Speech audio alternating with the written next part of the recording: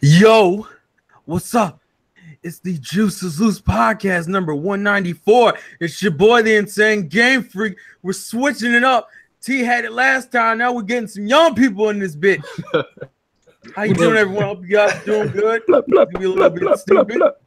I don't know if you're gonna start rapping there. Or... No, yeah, who you, Jay-Z out this? No. I'm not that good. I'm a little bit more realistic about my skills. Turn on Tropical Freeze, get some music going, do some. No, because that's a little bit too Wakanda fresh for me, and I don't need that. I'm tired of hearing Wakanda forever. So we need to move on from that.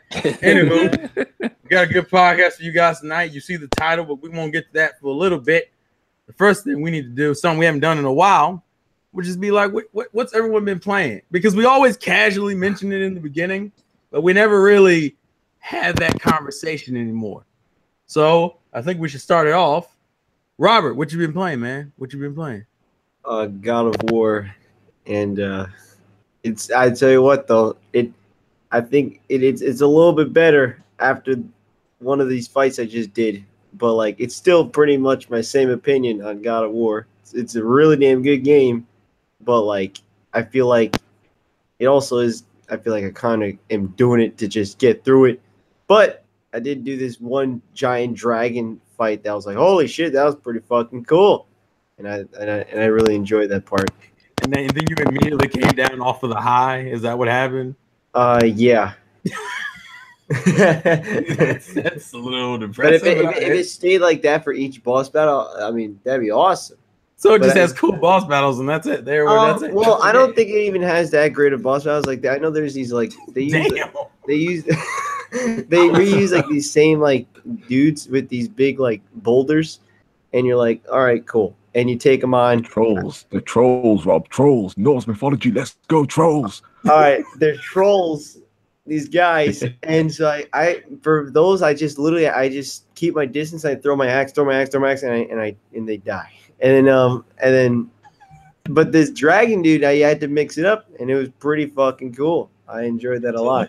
So the reason why the dragon is cool because it forced you to change the way you play the game. Yeah, and because like it incorporated like actual just things for that specific boss battle. I was like, oh, all right, cool. This is cool. It was epic. And but then you go back to God of War, but and it's still a really good game. I do still definitely recommend it if you have a PS4. No reason you shouldn't play it. But it's a good game. I think it's good, and you should enjoy it. And I did play a tiny bit of Fortnite because I wanted to try it out, and it's good. But like, I don't see the big craze in that either. But so listen, you're already becoming that old curmudgeon gamer. I don't understand these newfangled multiplayer games. You these damn battle royale games. But is that title too long? But like, play Mario. Like, listen, don't get me wrong. It's fun, but like, I feel like there's so many other multiplayer games you could really get addicted to. But like, hey, listen, you do, my guy. After you got killed, did you watch the person for a while to see what they did? That's what I did. What, to see like how they play? Just to see what kind of things they do. Yeah, like I know. Listen, like since I'm a complete rookie, a lot of people like they use building to their advantage and stuff like that. That's cool. Don't get me wrong, it's cool. But like, I mean, I don't know, and I feel like go play like something else when there's so many other games. I don't know. But you know what? It's free, and people have to play it. So, yeah. All right. Moving on. My anime brother from another mother, Retro, what you been playing, man? Everything. Absolutely everything. So the thing is, like, I always had my PlayStation 2 set up, and then a couple of days ago, I always go to flea markets, so I have way too many PlayStation 2 games, and I needed space in my room for new games. So I took away my PlayStation 2, and I installed my PlayStation 3, and fuck, man, there's all these franchises I always wanted to play, and I never played before. So I'm like playing like Infamous and Uncharted and Red Dead and Shadow of the Colossus, and I'm playing everything at the same time. Currently, Saints Row 3. Like, I wanted to start GTA 5. I always hear you guys talk about it, so I wanted to play it. But my disc is broken, and I'm so glad my disc is broken because I put in Saints Row 3. And Saints Row 3 is if you have like GTA and it has like sex with Deadpool You know, it is so much fun that game. Oh And that's really cool. But you're like hitting people with dildos and shit, and this Yeah, it's pretty funny. absurd battles and this action movie shit that you just can't do in real life. It's so much fun. So it's basically mostly PlayStation 3 this past week. Wow. So, I guess that's not retro gaming. I guess that's just what we call that. Where It's catching up gaming. Yeah, I guess it's like backlog gaming. We'll call that backlog gaming because it's too new to be retro. It is retro gaming. That's what he's doing. Yeah, but see, I don't think we want to call PS3 retro yet. So, but Well, I guess he's it makes retro. sense. It's retro. Yeah, A little slow, everybody. I'm gonna bust my balls. It's too early for this shit. All right, listen. And he's back in the room. Fine. Anywho, T, what you been playing, man? Damn it, T. He ain't be playing nothing. You had one job. Fine.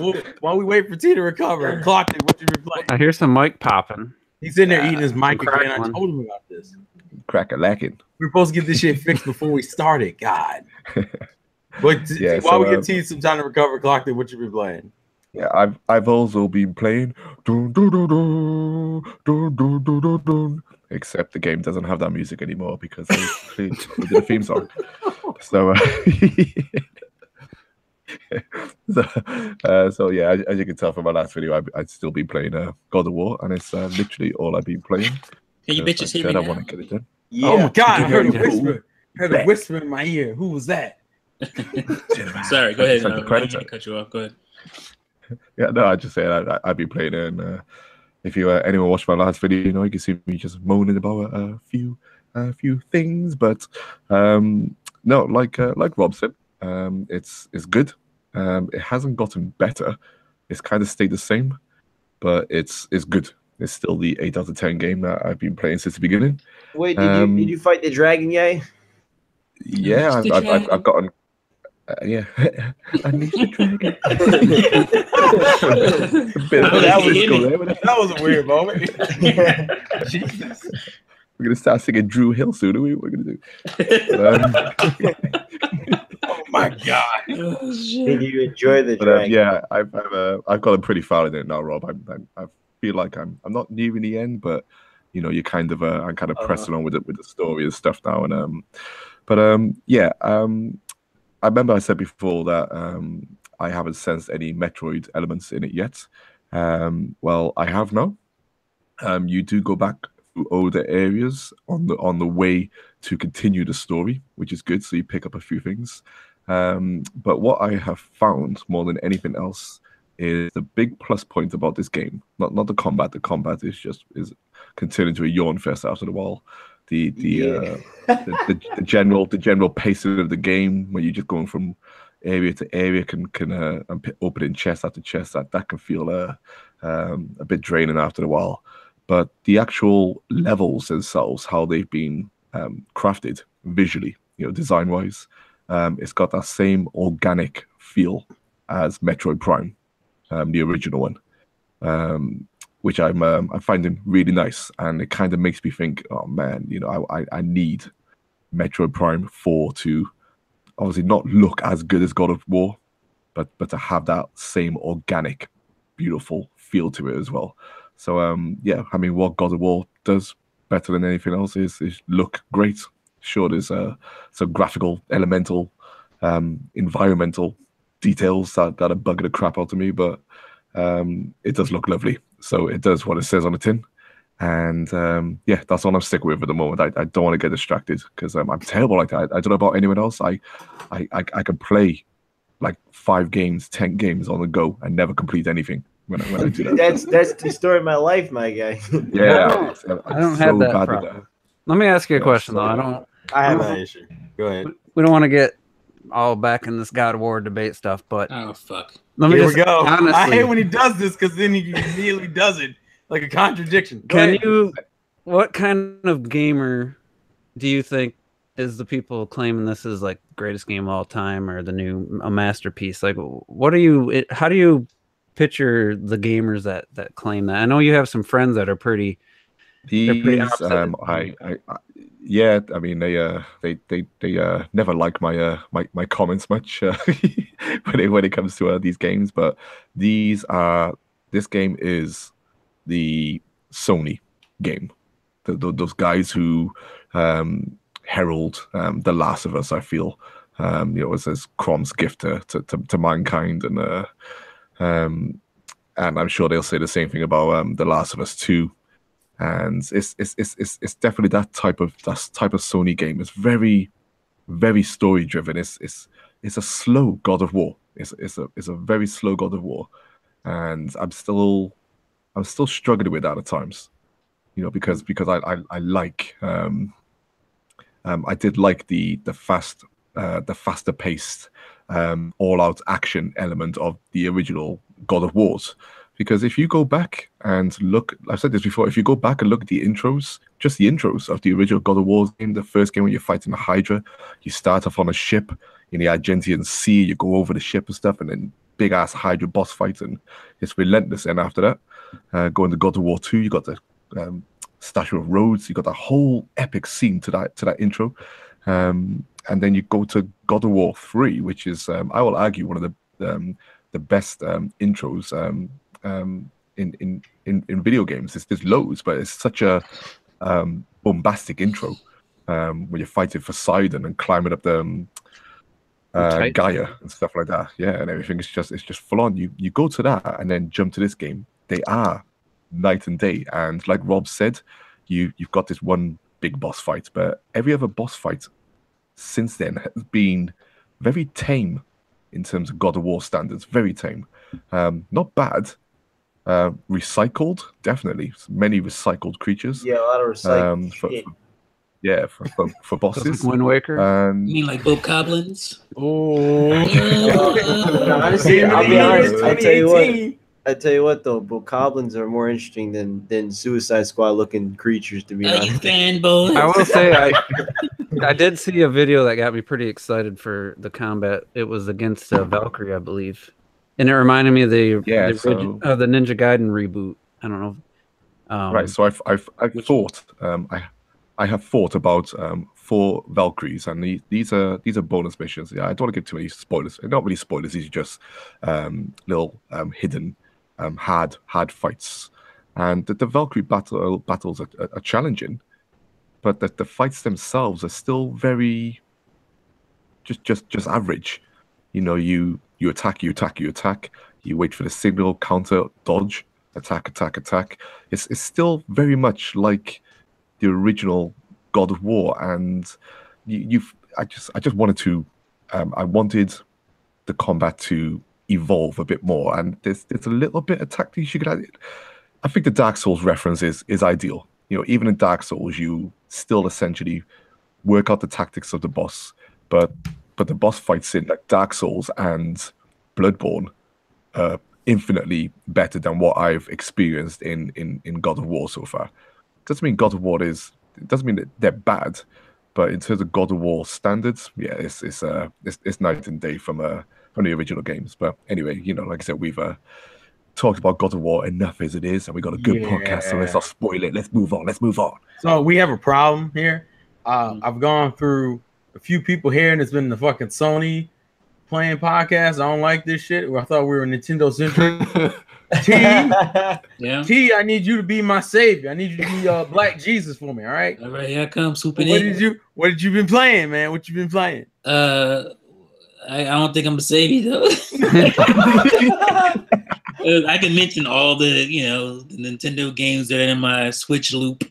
Like the Rocket Leagues and that's not a Nintendo game, but I started playing Breath of the Wild again. There you go, Breath of the Wild. That helps. Yeah, I seen you playing it. You got dropping the playing it again. I got caught up in that. Obviously, I just finished Rhyme. Great game. Nice. But this is the game I want to mention because the graphics are beautiful. Just beautiful graphics that likely cannot be done on the Switch. That's for sure.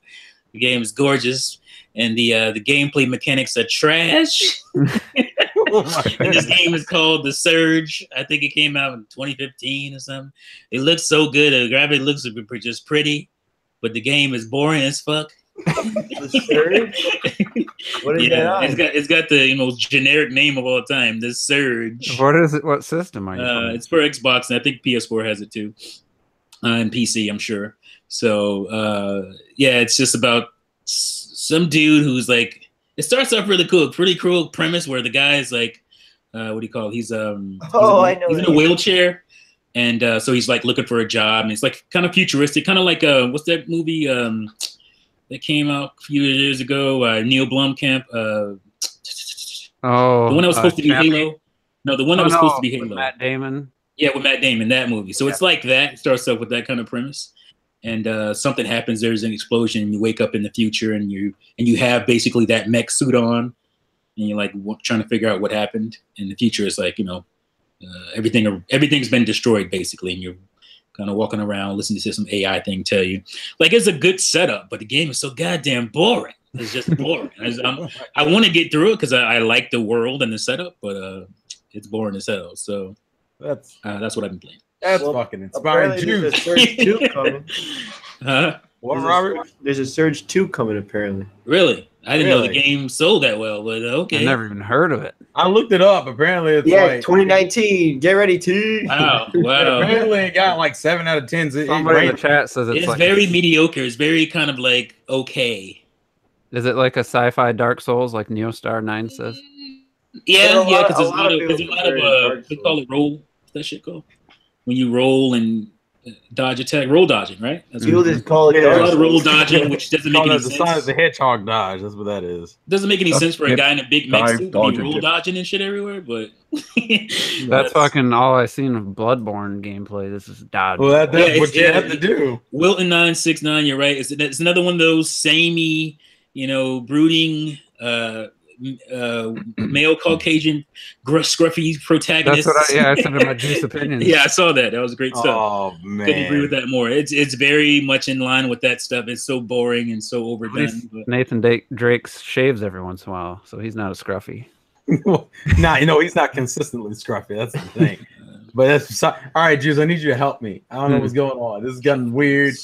We can't get no consistency in the Nintendo gaming. Juice, what you been playing? All right, I'm gonna start with the games I played the least and get up to ones I played the most in the last couple weeks. So, Blaze Blue. Oh, you did try that. What the hell's it called? Cross tag battle. Cross tag battle. There's server maintenance right now, or right before the podcast, so I couldn't do much, but put about 10 minutes into that. Oh, that's why. Played some Sonic. What? Sonic what? Just kidding. I feel like I'm lying and making We just said Sonic. Yeah, like Sonic what? Oh, that's my first question. I got caught on that. He's trolling in the chat and we need to rename Juice to Instigator Juice. I was playing Days Gone for a little bit. Oh, Jesus. Okay, he's gonna be so. All right. Played a little Xenoblade Chronicles 2. I've tried the new game plus just to get it. I wanted the games to be organized from most played to on my recent playlist, so I had to go through and play games to get them on the top of my list. Yeah. So started new game plus, got to where probably further than Robert is after Gramps comes and rescues you, and you end up on that one fight. Gormont for the first time, and then he's a little kitten size from that point. I got spoilers, man. You know what's funny is when you cut out the cut scenes. What do we say? There's 13 hours. We looked that up a while back. Yeah. Wow, you get really far really fast when you skip every cut scene. Like, dude, I was gonna say New Game Plus goes by like that. It's stupidly quick. So I played a little of that. Breath of the Wild. I'm working on the on Master Mode, the Champions Ballad. So I did the Desert Gerudo one, which I died about 3 times on that boss fight because it only barely gives you anything to use, and I hadn't played in a while. So then I'm heading towards I'm doing the Ruto. What's the flying race? Rito. I always mix those up with I don't know why. Ruto, thanks a lot, Zelda with Ocarina of Time. Yeah, you piece of shit. So I went there, my ass. and then you go to the little pedestal and you get the 3 hints from the photos. So I started that, and then man, I got sucked back into that. Just the beauty of that game. I'm just riding around my horse, like capturing videos. I didn't post them yet. I'm just like, I get distracted still to this day by the beauty of that game, and then just hearing the little piano notes of the music, and it's just amazing. So Beautiful. let's see. I played that. I played Splatoon 2 Splatfest. Team Donatello for the win, bitches. I have who won last week? I haven't played this. Raphael. I know it. I didn't even look. I knew won.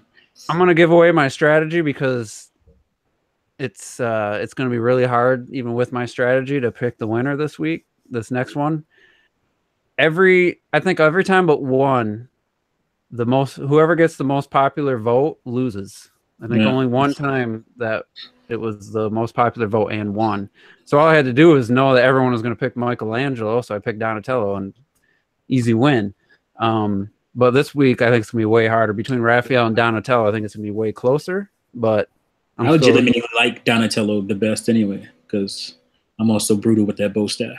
I don't mind him. I like the color purple looks good in that game, so I'm going with him again. Yeah, he's a nerd. He creates everything. I always like Donatello the most. I don't like Donatello from the last two movies, but I've always. So one thing I wanted to say about Splatoon 2, because I don't know if anyone else. Hold up. I don't know if anyone else has noticed this, but every time I've logged on now, Salmon Run seems to be open. Is it? Not during the Splatfest, it wasn't, but. Well, not. But I mean, just on average, is it on all the time now? And they haven't told us. No, you're just getting lucky. You're lucky. I'm just getting lucky. Yeah, I thought that for a little bit, but then it was off the last time before, not Splatfest that I played. So, but I had fun. Actually, Donatello team Donnie won quite a few. I mean, I won most of my matches and I had a 14-0 splat, to death or kill death ratio on my second match. I think it was just glorious. I got my special 6 times, and it was just it wasn't even one of those one-sided victories either. It was just an awesome performance. And it's like, man, how come I'm so good sometimes, and then other times it's just like I can't do anything. It's called being not consistent. Yeah, and it depends on the team you face too. So then the other plus side to picking the team that doesn't have the most players is you almost never play your same team, the same team. So you're always playing the other team. I think only one time in my couple hours did I play one match where it was 2 team Donnies playing each other. So it's a good strategy. I think I wish they would change up the way they judge it, because it's just the way they reveal it. There's no surprise. They show you the most popular vote. They show you who won the solo, who won the team, and right then who's the winner. I kind of wish they'd tell you who won first and then show the results. But anyway, let's see. Play a little Tropical Freeze. I was playing that on the Wii U yesterday while laying down on my couch, and I got through the third world. And that boss fight's probably the easiest one, those baboons or whatever. So great game though. And then the one I played the most, Rocket League. Shout out to Lil Cray. We were doing doubles. I swear we played for like 4 hours straight, and had some awesome moments. I uploaded a few clips. Like we went where we were just like setting each other up, goal, assist, goal. It was beautiful. And then we went through a stretch where we just got destroyed. So just when I was feeling pretty good, I got put right back down to earth. But Great T and I played for a while. Stitch jumped in for a little bit, Red Knight for a little bit, and I pretty much, I swear I probably put about 10 hours into that game this weekend, including Friday night through Sunday. So it's my number 2 most played game on the Switch, and I'm guessing by the end of the year it'll be my number 1 most played game. So yeah, shout out to Rocket League. That's all you play, I heard, on the Switch anyway. So shots fired. Not by the hours. I mean, it's definitely just past Xenoblade Chronicles 2, 160 plus. Xenoblade Chronicles 2 is 155. Zelda. More baffled you have that much time. That was in reference to some weeks ago when somebody was trying to throw you some sideways shades, and that's what we played. I don't even know. I didn't even know about that, but yeah, I don't know. It's just the perfect game for me. It's even when I lose, like I just have fun playing the game. So That's your addictive game on the Switch right now. That's the easy go-to game. Like that's just easy. and I It's a gotta very drop pick up in and and- play. Like Let me drop just- in and drop out. let me thank not Bethesda, Psyonix, Nintendo, and Panic Button, because if it wasn't for that game, I'd probably have about 3 rant videos about not having anything to play on my Switch. Like I've mentioned it in the past about being kind of not much for me this first half, but without Rocket League, I'd probably be kind of angry because I wouldn't be like I've gone through Zelda 2 full playthroughs, Odyssey almost 2 full playthroughs, 155 hours in Xenoblade Chronicles 2, 95 hours Splatoon 2. Like I don't get this excuse like, hey, there's a bunch of old games you can be playing. You don't have to. It's like I've gone through these games. I need something new at this point. Like, Why don't you buy some third-party games, you Nintendo fanboy? like what? Yeah, don't worry, we're gonna have some online NES games to play soon. A few months away. Like. Like what? Wow. Well, there's games out there that nobody wanted that came back on the Switch.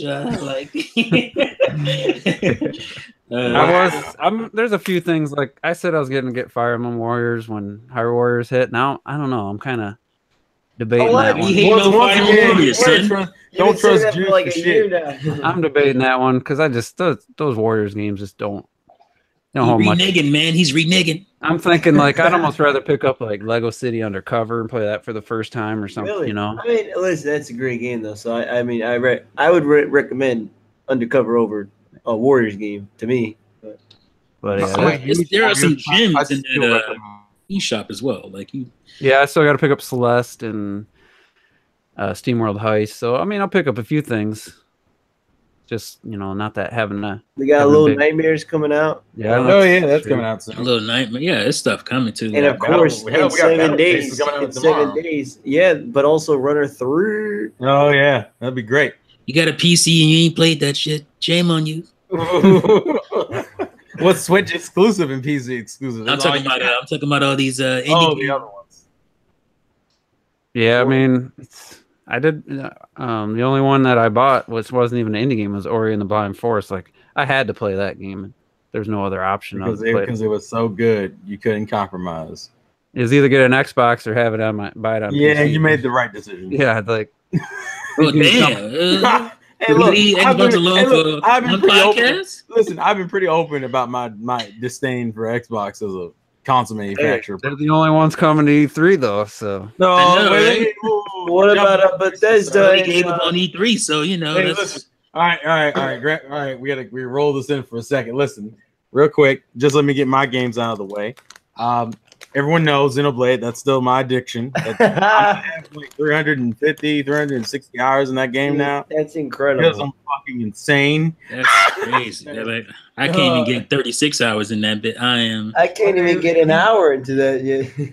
Oh my God. You still on an hour? Come on, man. That man's looking thing is, at we the all- title we all- screen. I'm looking at 30 the We all title know it's the screen. worst Xenoblade as well.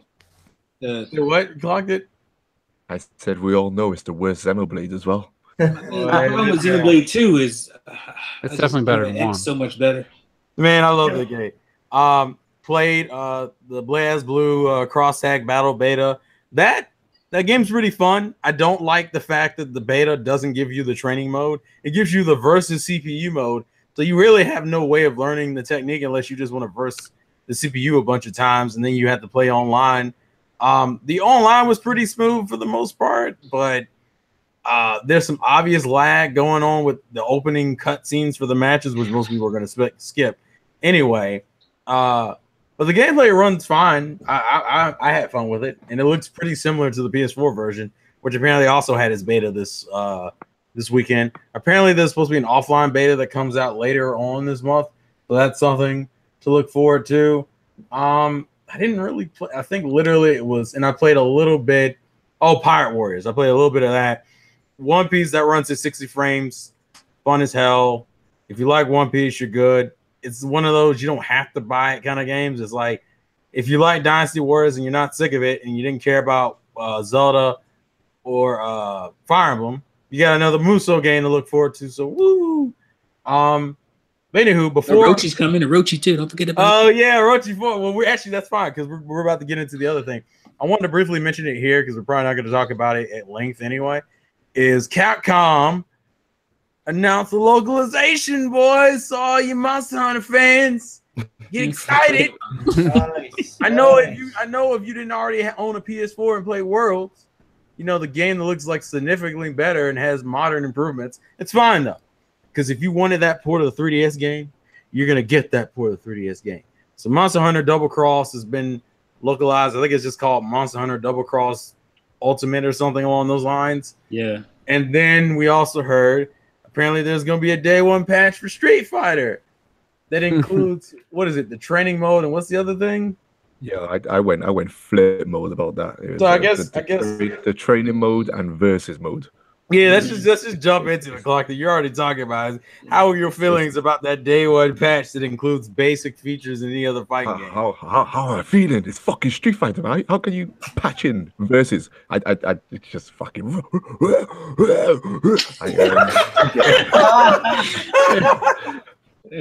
Just think about that, right? When you go out to the shop and you buy that physical copy of Street Fighter, the 30th anniversary collection, right? And you go home and you're like, "Hey, little Timmy, let me show you the game I grew up on." You're like, "Oh yeah, Dad, let's go."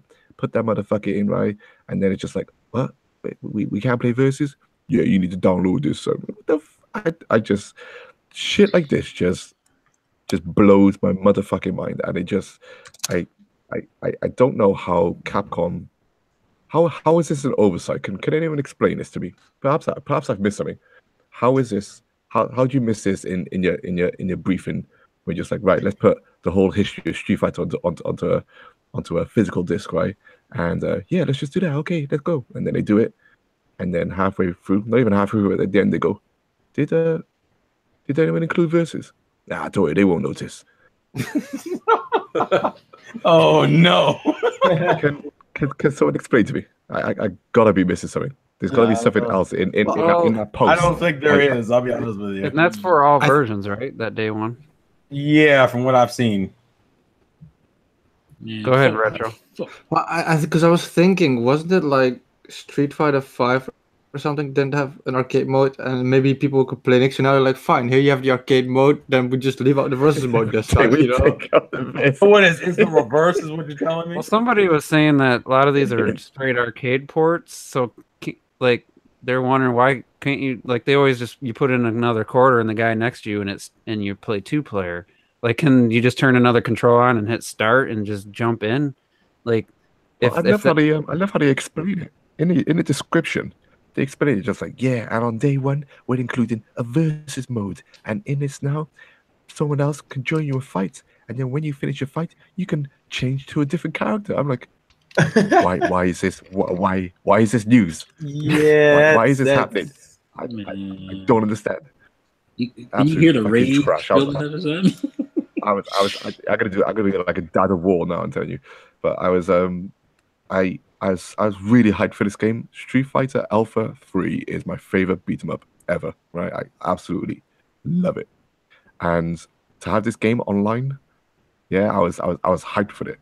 But you know, I gotta keep my standards. I can't buy this game that isn't Street Fighter. You can't have Street Fighter without versus. And side note, the training mode is only on the games that are online. It's not on every game. The training mode. Yeah, so this is another problem with them choosing the arcade versions of the games, because we've had training modes since Street Fighter 3.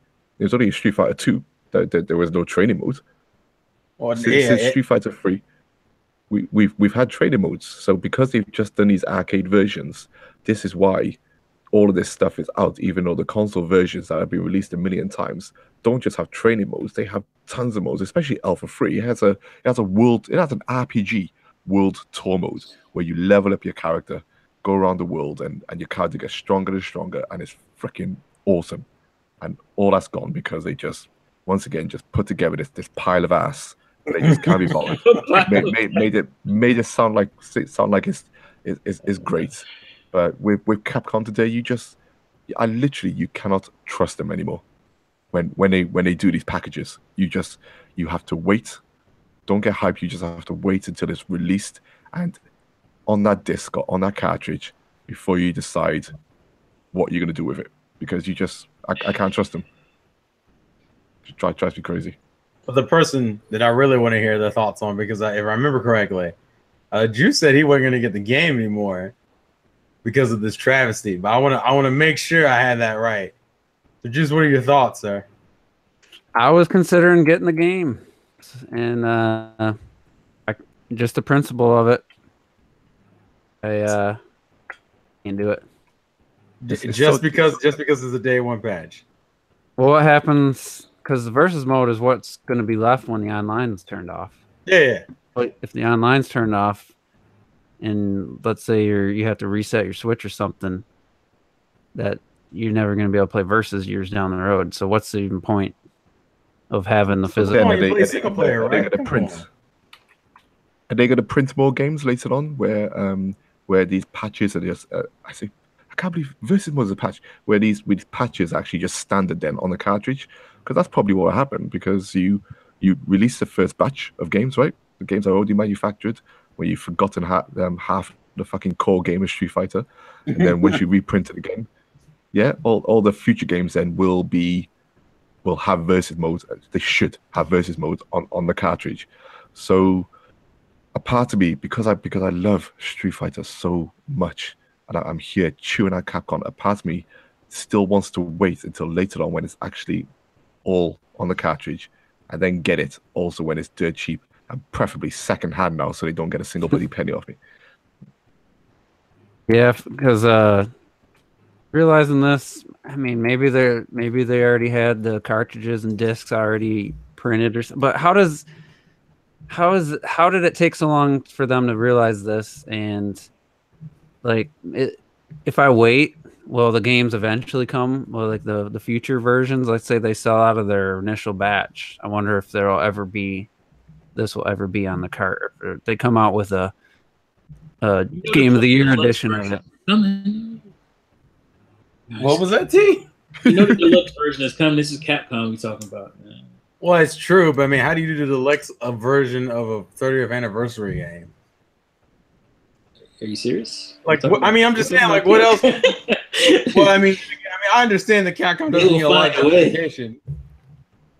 It sucks because, like Lime just mentioned, it's $40 for all these games. Like, come on. Like, it could have been greatness, but they just always got to do something.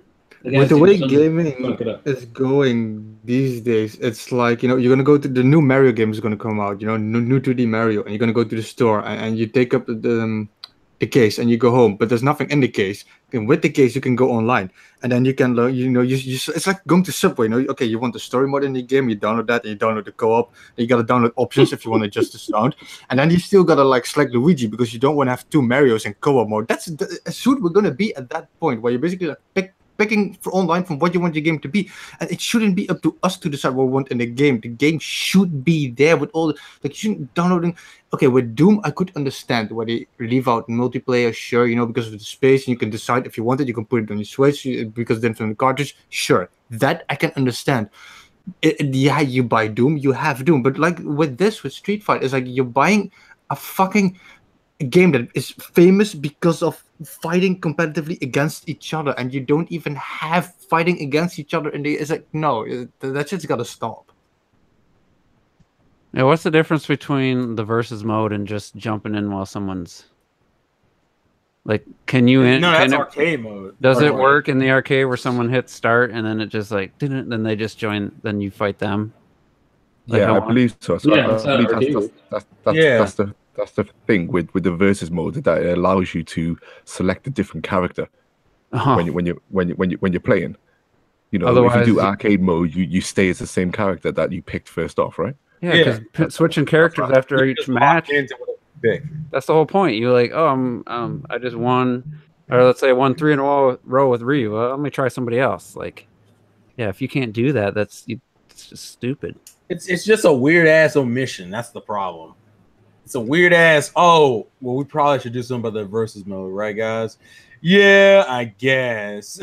like, and it's like a basic fighting game feature. Like, I don't know any fighting game that launched without something as basic. Well, That's a lie. Street Fighter 5 launched for something as basic Yeah. as it. I guess basic as fuck. I guess they're just being consistent. At least they learn from their mistakes and patching it in day one, guys. That's all you can do is just compare it to bloody Street Fighter 5 and the fact that's still Sony exclusive. You know, Sony the That's great a little publisher. shocking in its own right. You know, it's, Not really. It has like 3 waves of DLC. It has like 3 or 4 season passes. It's not Insane. shocking because Capcom just I feel like I don't think there's some kind of deal anymore. I feel like they're incompetent. They don't have the ability to I don't think they have the money to justify. They don't have the support. money. Yeah, I just think that's the main thing. They're very frugal. They find everything on the edge, everything they can do on the edge to chip away from the cost for them. They will fucking do it at this point, and they are. They're headed towards EA boycott status for me at this point. Like I just can't. It's close. I can't stand them at this point. I mean, the Mega Man collection thing. That's just. Well, that's stupid too. That's egregious. Like that's just beyond. And I might pick up Okami HD when I don't know when that game's gonna probably come out in June 29th. That's only original though. I'm fine with that game. I already have a physical version on the Wii. So. I can skip all these. I have all these games. Super Nintendo through my Sega Saturn through my Sega Dreamcast. I don't need these games all in one area. I love the fact that I can play them on my retro console. You can't change that feel. Like I don't even know if I'll even play them that much because it's going to be on controllers that I'm not used to playing with these games with. So I don't know. Well, speaking of that, T. Real quick, just out of curiosity, how many of us right now are still planning to get Street Fighter Collection on the Switch? That shit's out the window for me. Nah, I'm not getting that. No. Like I played it a little while ago still, but it's not that I don't want to play it anymore because I seriously love it. There's just way too much to play out there, and I play Street Fighter 4 on Steam more than I do that one. So it's literally so no one's getting it pretty much. I'm not getting it. Well, I wasn't gonna get this one either way. The next one. Damn. Well, that's actually have consequences. So yeah. there you go. I always liked Street Fighter 2 so much because I played it all my life, and I bought the old one because I love the fact that the hand-drawn remake thing, and that's not gonna come in a new game anyway, and that's the main reason I bought the other one. I don't need to have like 500 versions of Street Fighter again on this. I just don't care. Oh my goodness! It would have been nice to have them all in one area, but they fucked it up. I mean, it's convenient. It's just not. Right. You just can't keep letting this shit slide. Nah, because it'll turn into a nasty waterfall with brown water, and I'm not dealing with that shit. It was all about me. I don't care what anybody else does. For me, I'm done. Like it's a moral thing. Yeah. I just wanted those games online. Alpha Free and Street Fighter. Well, it was Alpha Free. It was the first time it was online. And that's the only game I wanted on there. So the other games I would have dabbled in, but it was all about Alpha Free. And I don't know. And the irony of all this is that I bet you at least some of the reasoning to making this collection is partially sparked at how well Ultra Street Fighter 2 did on the Switch. Well, they keep bigging it up, don't they? And every time they mention the results for it, it's just like, yeah, it was a smash hit or a phenomenon or whatever they're saying. Yeah, and it's like, it kind of bothered me. I'll probably still get the game eventually. I just won't get it at launch. The thing for me is, like I said, I had a reason to buy the other Street Fighter, and I can understand people wanting to buy like Mega Man collections. You'll play through all these amazing games again. But who the fuck is going to play 5 different versions of Street Fighter 2 for a year long? Nobody's going to do that. And here's the thing about Mega Man collection, folks. You can get that collection on PS2 and GameCube for cheaper than this even is coming out for, just so you know. Yeah, that's just the issue. But real quick, I just want to let people know. You have that set up. But if you don't, then. Right. Real quick, just want to let people know. I don't know if we'll be able to get to it. We'll see how quickly we go through these next 2 topics. But go ahead and start throwing out questions just in advance, and we'll see what happens. Yeah. Throw a question. Get to them next time, I guess. Or if we're talking about a topic and we're not covering, throw out a question related to what we're talking about too. Yeah, just have it interject with the I'm checking the chat, but I do want to ask. Somebody said something that made me die. Oh, yeah, Aries 73. We were talking about Street Fighter. He said the way Street Fighter 5 is going, Sony can keep it. Oh. That's why I cracked up earlier. It heard me laughing as I was looking at it. Let me just to get out of the Capcom topic real quick. Wasn't Bethesda teasing something for May 14th? Yeah, Rage. Yeah. Rage 2. Rage 2. What the hell is that? It's the sequel to Rage. You gotta poke a hole in the Nintendo bubble there, Terminator Juice. Rage is a game. What was Rage 1? It came out on PS3 and Xbox 360. It was alright. It was a game. It was pretty ambitious. For Yeah. Check out the trailer. I see it now. It looks like Mad Max just right away. Yeah, it's like a real big Mad Max kind of looking guy. Welcome, guys. You're getting Juice's first impressions on Rage. Scruffy What do you face, think? I'm seeing brooding male, instead of Caucasian actual protagonist. game, it's a bunch of fucking live action actors and shit. Come on, Oh goodness. I hate that stuff. No, because the gameplay trailer's like tomorrow's. I forget what it is. It's some shit like that. Well, you know what? Let's keep this non-Nintendo train going then. So, You got nothing to talk about except for ports. So Sony announced their E3 plans last week, and If you want to call it, they're announcing their plans. hey, listen, I know you're in your troll mode. Chill out. Let me at least explain it to the Go viewers. ahead. Jesus Christ. Read the official Bobby, statement. I still don't know what they're doing. The way they explain it is that we're gonna get an in-depth look into 4 games. Days Gone, which they just recently had a bunch of footage come out for. Ghost of Tsushima, which we only got like a trailer of last year. Spider-Man, and what the hell was the Last of Us 2, which once again we hadn't seen much of. Spider-Man, we had a bunch of footage for a few weeks ago. I don't understand. I guess my biggest concern is that, okay, fine, if these are gonna be your spotlight games, 2 of these games you've already had previews for already. So yeah, how they much? just did the Days Gone stuff with Game Informer. Yeah, and Spider-Man wasn't that long before that, and then you're gonna re-go into this stuff in more deep detail in like a month. It's literally like a month from now. We're gonna get more of that. Now, I mean, obviously, Ghost of Tsushima, no one's seen shit of, and Last of Us 2. Those are perfectly fine games. Okay, that's fine, but they're also kind of structuring this like a Nintendo Direct How the deep format. dive, how that was gonna work. Like They didn't really. That's the thing. It's like this weird. We're gonna focus on 4 games, and it's a deep So dive. is it, I mean, And we're gonna stream it on Facebook and YouTube and Twitch. And I'm like, that sounds kind of like a Nintendo Direct, just with 4 focused games.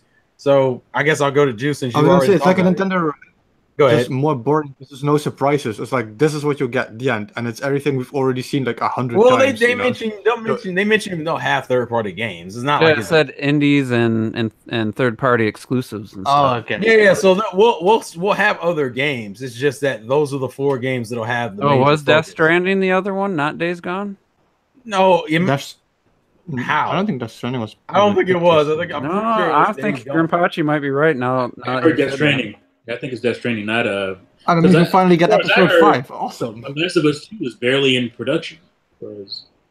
Well, So- actually, you know what? I'm gonna just pull it up real I quick. think it is Death Stranding. Last of Us 2, Death Stranding, Spider-Man, and Ghost of... Yeah, okay, yeah, it is whatever. Death Stranding. Okay, Days sorry about Gone that. isn't even a focus, which is really weird. But then again, that game doesn't have a release year yet, right? They pushed it to 2019, right? But Death Stranding doesn't have a release year, does it? Well, Death Death Stranding doesn't Stranding even doesn't have have a a game, game but yet. we haven't seen No. gameplay of Death Stranding.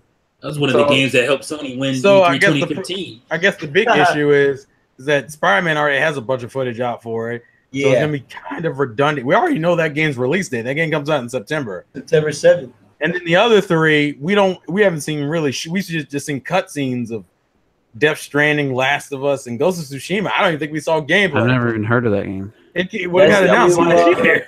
That's the new Sucker Punch game. Yeah, it got announced last year. I Yeah. saw it. Yeah, sorry, Grimpachi. Sony's not on stage, so they're not going to be at E3. Yeah, that's- Yeah, so I guess that's the first thing. no let's do rules. let's These go are in the order. rules. Let's go in order here. Juice, what do you think about this format they're going with? Well, I still don't know what the format is. It, Like, they're doing a showcase of these games. How? Like, is there people, it said it's not a traditional press conference. is So it that means- people going to be doing live stage gameplays like those scripted ass things, or is it going to be pre-recorded? Like, I don't understand. Well, if it's not a traditional press conference, how would you interpret it as? It could just be like what EA did with, hey, we're gonna do a 30 minutes of Battlefield 2, and then they just have people playing the game and people talking about it as they're playing it. Like it wasn't pre-recorded. There was actually people watching, and they were there. Like I don't understand. They were sitting by, in the theater, basically, with a screen in front of them. So is it going to have a big screen where people are going to be sitting there watching, and the people playing are going to be sitting right there on stage? I'm gonna Well, I guess that's part of the is confusion. Yeah, because it didn't read guess to that me is. like I saw a tweet. Someone's like, "Oh, they're doing a digital, no press conference. They're doing a Nintendo digital thing," and I'm like, "Oh, that's cool." And I talked about it. Then I read it, and like, that's more vague than Nintendo's Switch Online website for. Just, That shit was like, vague. I have no idea what that means. Yeah, because to be fair, it says it's a showcase, right? Which you could be fair, you could say, can you say press conference is a showcase? Like I don't think they're really gonna. I don't expect like CEO guy to come out and talk and an orchestra, but I really don't know the format because they're still gonna have third party, like it says they still have third party stuff, so it's like I really don't know what that means, so I can't. I think that's the reason why people took it as a Nintendo Direct style, because it's like I'm gonna showcase all my games, but I'm just not gonna do the conference way of doing it. That's what it could be. They literally could be no one walking on stage, and they could just have Sony calls it a live audience. They scared Nintendo dominating. They scared, right? So Sony calls it quits. They saw them running. They ran it from E3. Nintendo had just like Nintendo was. Remember when they ran from E3 with the Wii U? So Sony's running now because Nintendo's dominating. They're scared to get on stage. Oh man, Nintendo already won, right? That's how we say it, because that's what was said. Well, that's just the narrative that's gotten pushed. Wouldn't that be weird though if it was just like a movie screen, people sitting there and they're watching a film presentation? Then it's like even more of Sony pushing a movie. Bitch, I could be at home. I didn't spend money for this shit. Well, I guess I could really quick go into the specifics they say about each of the games. Like Ghost of Tsushima will have a deep dive. That's the quotations they use. For Spider-Man, there'll be a new drop, which I guess is just a new trailer. A lot of people are assuming. And then it says The Last of Us Part 2 will have a full new scope and treatment to show the progress on the game and give people a better understanding what we're going with. Okay, so they're going to show concept art and character models on computer screens, probably. They don't even say what they're going to do. Oh, wait, here we go. Sony has a complete new report for everybody about what's happening around the title. That's Death Stranding's little description. A report? So it seems like what it sounds like is that Death Stranding and Last of Us definitely aren't coming out anytime soon. No Death Stranding movie. Come on, I want to see some gameplay, man. And then Ghost of Tsushima just doesn't even seem like it's going to get anything but like a new trailer. I mean, without knowing for sure how this is going to be, like it's hard to really comment. But I tried looking it up. It says because some people said in chat, I just wanted to verify in the meantime. It says they did confirm it, that it will be in front of a live audience. But if they say that is not going to be traditional, all I can imagine it to be is like they put some dudes in a cinema room and just play a movie or something, and everybody's watching. Like it makes no sense that they say it's not going to be traditional and it's still in front of a live audience. I have a feeling it's going to be exactly the same as always, just more boring, like what Xbox did, where we have a 3-hour conference and then you get 2 fucking hours of Sea of Thieves. It's going to be something like that, I think. The treehouse is in front of living people, so what does that mean? There's live people during the treehouse. I don't care, but I don't want to see no damn movie. Sony, come on, man. Terrible. Your movies are terrible lately anyway. Nobody wants to see no movie at E3. Yeah, I expected them to just basically copy Nintendo's format because I think it's a good format. Here's a 30 minutes of just trailers of all these games, and then right after, here's people playing them so you can really see. Like to me, that ever since Nintendo did that, like I didn't think that was going to be that good way to do it really when they first announced it. But I'm like, the Treehouse is my highlight every year, even though they're not always funny and they're trying too hard sometimes to be clever and smart. West Coast people, like with their fancy slang and stuff. I don't know. It's just sometimes they're trying too hard, basically. But it's still really, I love watching people play games. And if they die, they die. If they mess up, like to me, that is infinitely better than a scripted, 10 minutes of somebody walking around with the moving the camera like you wouldn't when you're actually playing the game, and make the end of the gameplay ends with like a fade to black, like this moment. Like, how did you end up there? Like, I'd rather see something more organic. So I was hoping for that, and from going a little bit, reading Terrell saying, kind of them describing what they were going to do for each game. I don't think we're going to get that, and I really don't know what we're going to get. So I guess I'm interested in the fact that I just really don't know what to expect. Are you interested in any of those games? Yeah, that's a better question. I'd be interested in seeing like The Last of Us, but not hearing. I don't really want to hear the progress update. I do want to see Ghost of. Do we need to see more Spider-Man? Not really. Well, I mean, we've already seen enough Spider-Man recently. Right. So it's not like Spider-Man. It really should just be a trailer. It doesn't need to be a focus. Actually, at this point, I guess we'll move on, Robert, because I think you were trying to say something earlier and you didn't really get a chance. Just your thoughts on how they're approaching this, or what you think they're going, what they mean when they say it's not traditional, but it's still like, how do you think the press conference is going to be, and what are your thoughts on this focus on 4 games thing? I think it'd be pretty funny if they just released trailers on YouTube. So that's our showcase. but like, I mean, yeah, man, because they didn't give like a location or anything where people would go to. So I really think that probably this is a like Nintendo Direct sort of style, which is perfectly fine. Don't get me wrong. And I think it would be fun to watch a Nintendo Direct with a bunch of Nintendo fans, because they did like Nintendo World Store or whatever, Nintendo NYC, for the last Direct, I think, when the Smash was revealed. Someone was recording like about 100 people watching that in that store. And when the Smash reveal happened, just the reaction was pretty awesome. So it might be fun if it was something like that with surprises. But when it's games, you're just seeing games we already know about. That's to me where it wouldn't be as fun. So anyway, sorry to cut you off there. But I think regardless, I think it will be good, because I think it's just what this looks like to me is this kind of like the end of the PS4. Honestly, yeah. I think this is kind of like we're starting to get into PS5 territory, and a lot of people are going to be working on that. And if these are the final 4, I gotta say the PS4 didn't do a great job. Well, I'm just saying, the PS4 took a while just to get started, so it's already a trip that we're already like. That don't make sense. Down. Sony was pumping PS2 games for 10 years. I don't want to hear that shit. They were on stage for PS2.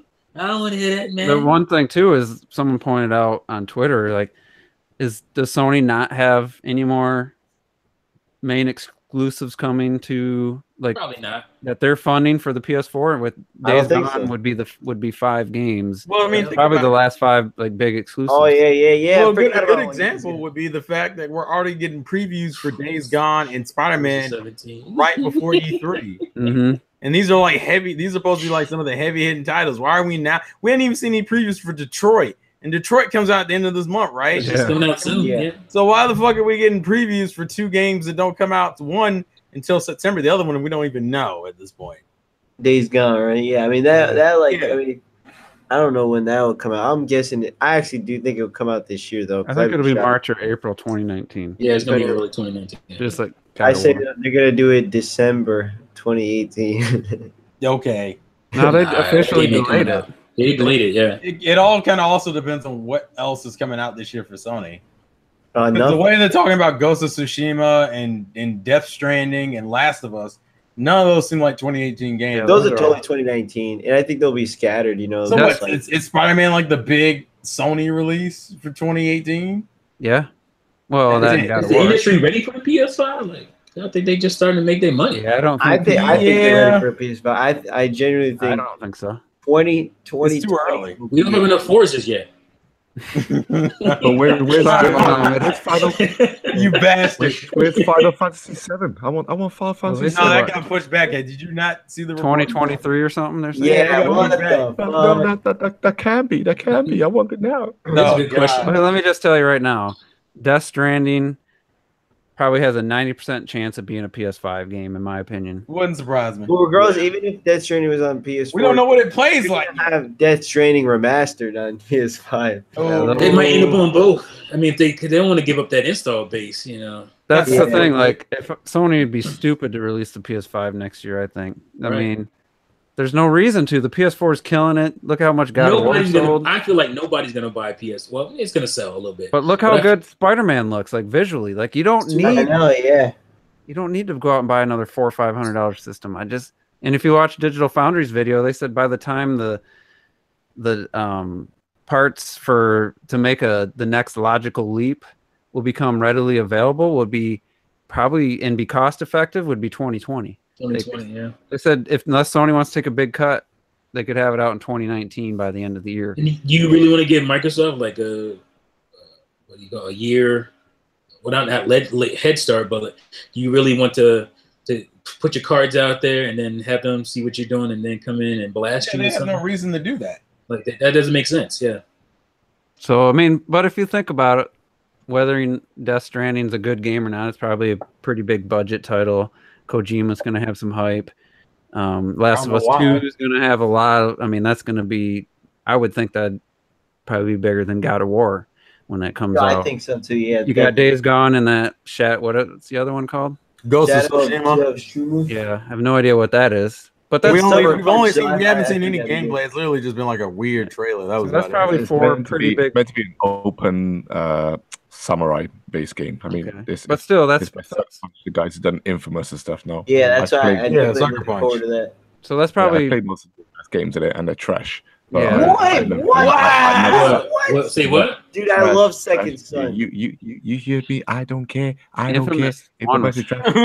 I tried. Second Son. I actually 100%ed Infamous Second Son. I love. Yeah, that was back when Robert played games. I wonder if you played it now. Ooh, I wonder if you think it's still good now. But anyway, let me finish my thought.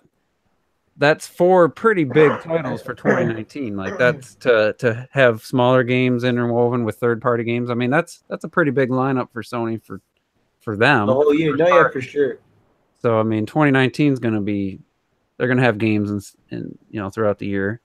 So I wouldn't expect a PS5 in 2019 with. That's why 2020. But you could expect an announcement. That's the problem. Even though The Last of Us came out the same year the PS4 launched. Well, that's what I'm saying. Exactly. And Sony's known for supporting their consoles past their deathbeds. It's gonna be. I'm telling you, 2020 is gonna have The Last of Us Part 2 remastered, just like The Last of Us remastered. They're gonna do it. Oh my god! I'm sure. I mean, it could be. I'm thinking it's gonna be x86 again. I think backwards compatibility is definitely gonna be a possibility on the next one. I like how this just literally turned into a PS5 prediction. Yeah. real quick. I wanted to get Clocked was trying to. Yeah, that's what I was about to say. I was like, Clocked. I want to get your full thoughts on this whole thing, just the E3 plans and maybe some casual PS5 plans, considering that's what this has turned into. Grandpa Juice, Jesus. But go ahead. Call me Jesus. That's cool. Wow. Grandpa Juice, Jesus. What is going on? That's Jesus Juice. Say that backwards. Go ahead, Clark.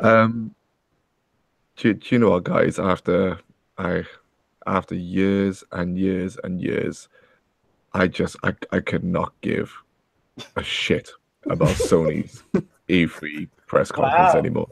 Wow. I've reached a point where I'm just I might do a video. I might do a video spoof on this, but it's literally just Nintendo for me now.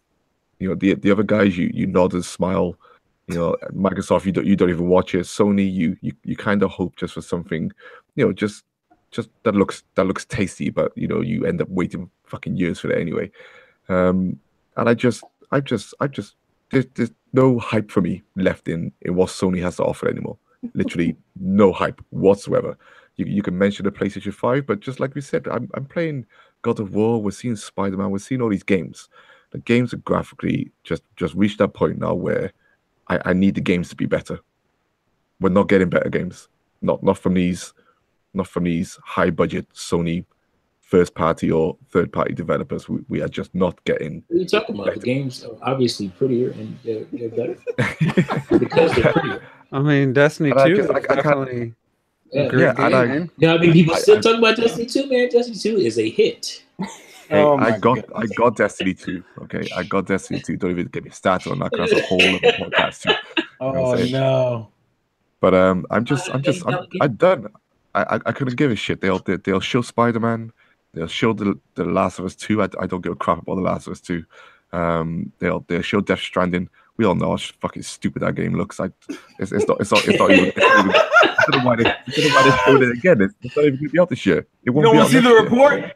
I can feel the hate flow. Yeah, you don't want a report on it? You don't want that report, man? I'll give it to you on my flash drive. But no, they'll do whatever they want to fucking do.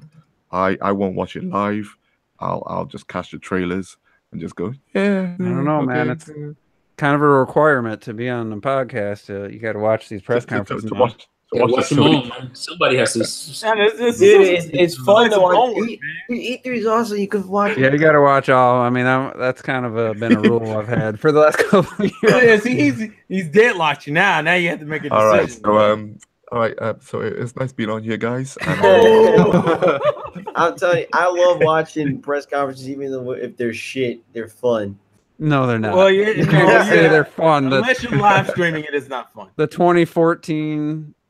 Was it Sony? Was it 2014 that Sony had the 2.5 hour one talking about the share button, and they had disaster. Little Big Planet 3. Like that was not fun. Yeah, I forgot about Little Big Planet 3. Yeah, listen, the announcement's fine. It's just I played it. Was bad. It's a very fun game. The people on stage trying to sound like they're having fun.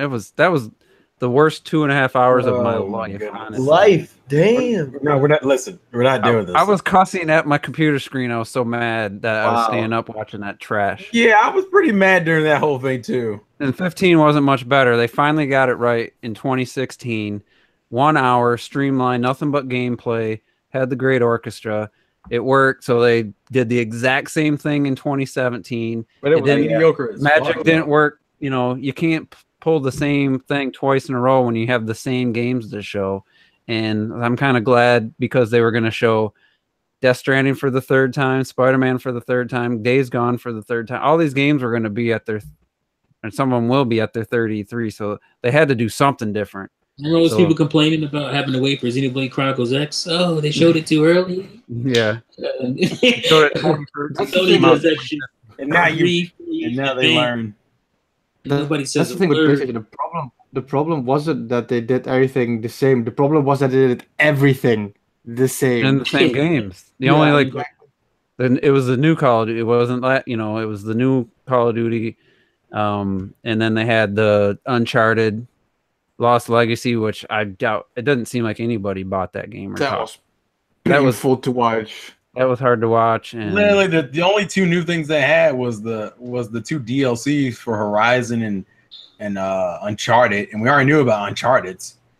And then what else was new? But what about the most powerful gaming console ever, the X? It doesn't matter if I only got old games to play. We had that. Remember last year, like we were torn we were talking off air, like messaging back and forth. And Robert Rule 2 was like, he thought it was like an A minus or A or whatever. And I'm like, dude, I was like, we all got it pretty low. Like I gave it a pretty decent grade. I think I gave it like a B or a C. Really? I don't remember what I gave it. He was talking about how amazing it was. I was like, man, there's really going to be a different. I was like, I just want to warn you. I think it was like a D plus, maybe C minus. And, just want you to know, do you want to be, it could be a debate or something. He's like, oh, that's cool, man. I can handle it.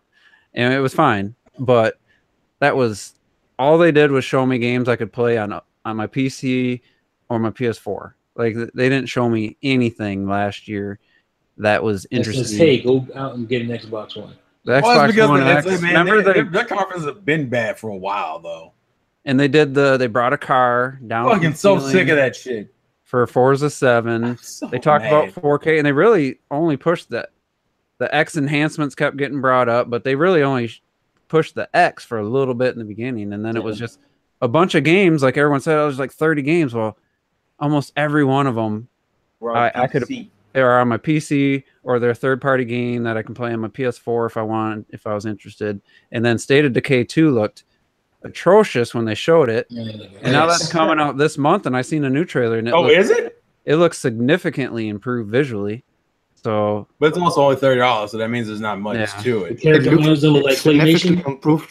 it look significantly improved from what they first showed, or what they showed Fast. what they showed at last year's E3, which looked like a 6th gen game, but or 7th gen. I mean, I was gonna say, damn. But yeah, I was saying, I remember because it was Sixth one gen, of the, goddamn. it was like one of the podcasts we were doing. I think after the podcast, I had started show. I think I started showing footage, and I was like, sharing screens. It was like, yeah, and I "Ew, was like, oh my god, this game looks like ass. why do you look so ugly? It looked so bad, and I think some of the recent footage I had seen, What not is this, like PUBG? it just doesn't look great. Like people acted like it was like, man, I can't wait for Stage of K. I'm like, what, you mean this Left 4 Dead clone? That's what it looked like for a minute. Just look rough. Well, it's Is only Crackdown $30. still So. coming? Yeah, Crackdown's still coming, but I think that got delayed. Yeah, Crackdown got delayed, Scalebound I think canceled. Crackdown's gonna have a complete so makeover. let's It say needs this to. because next week's gonna be, or maybe let me look at the June calendar. I think maybe either next week's gonna be the start of our E3. Yeah, it's gonna Yeah. happen. Yeah. They're revving it We're up. gonna start with Microsoft and Ubisoft are gonna be Oh, covered. that's too soft. Then I'm it's about gonna to be say that's gonna be too I'm gonna easy. be pretty hard. Y'all guys missed that one. Wow. yeah, Wow. the two Robert. softs.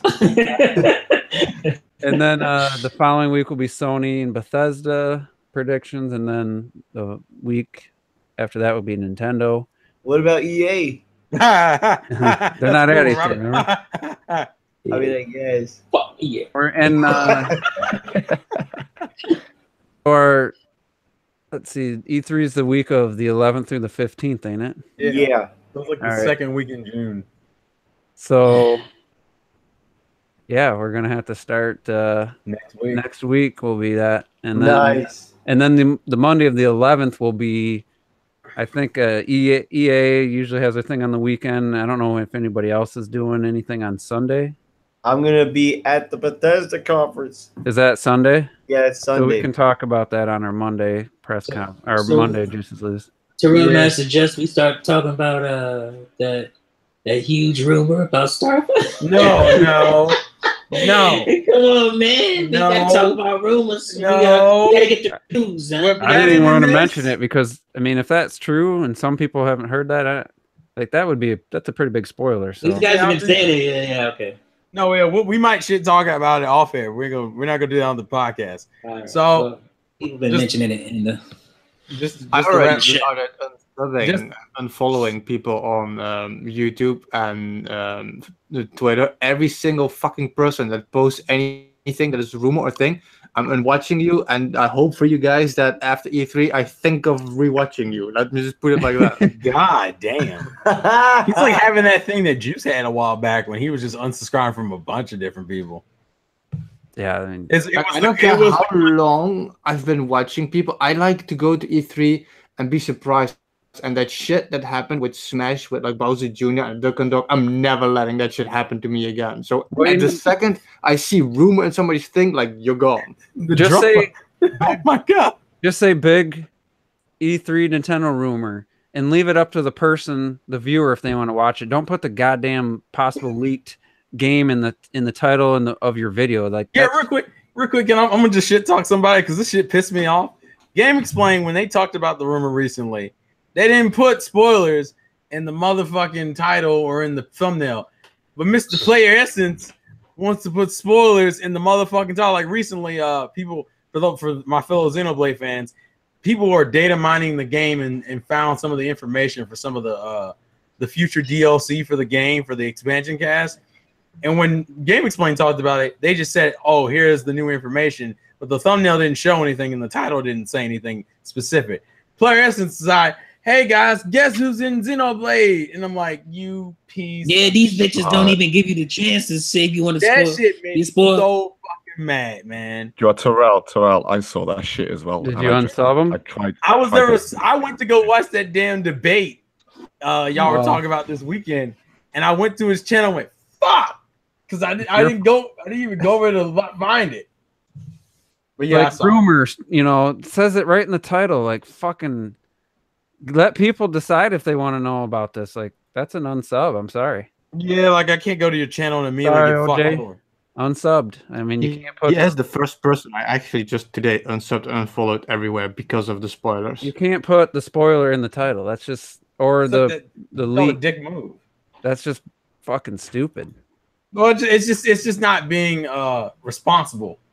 It's irresponsible, man. information. You have I don't no wanna know. respect for your audience.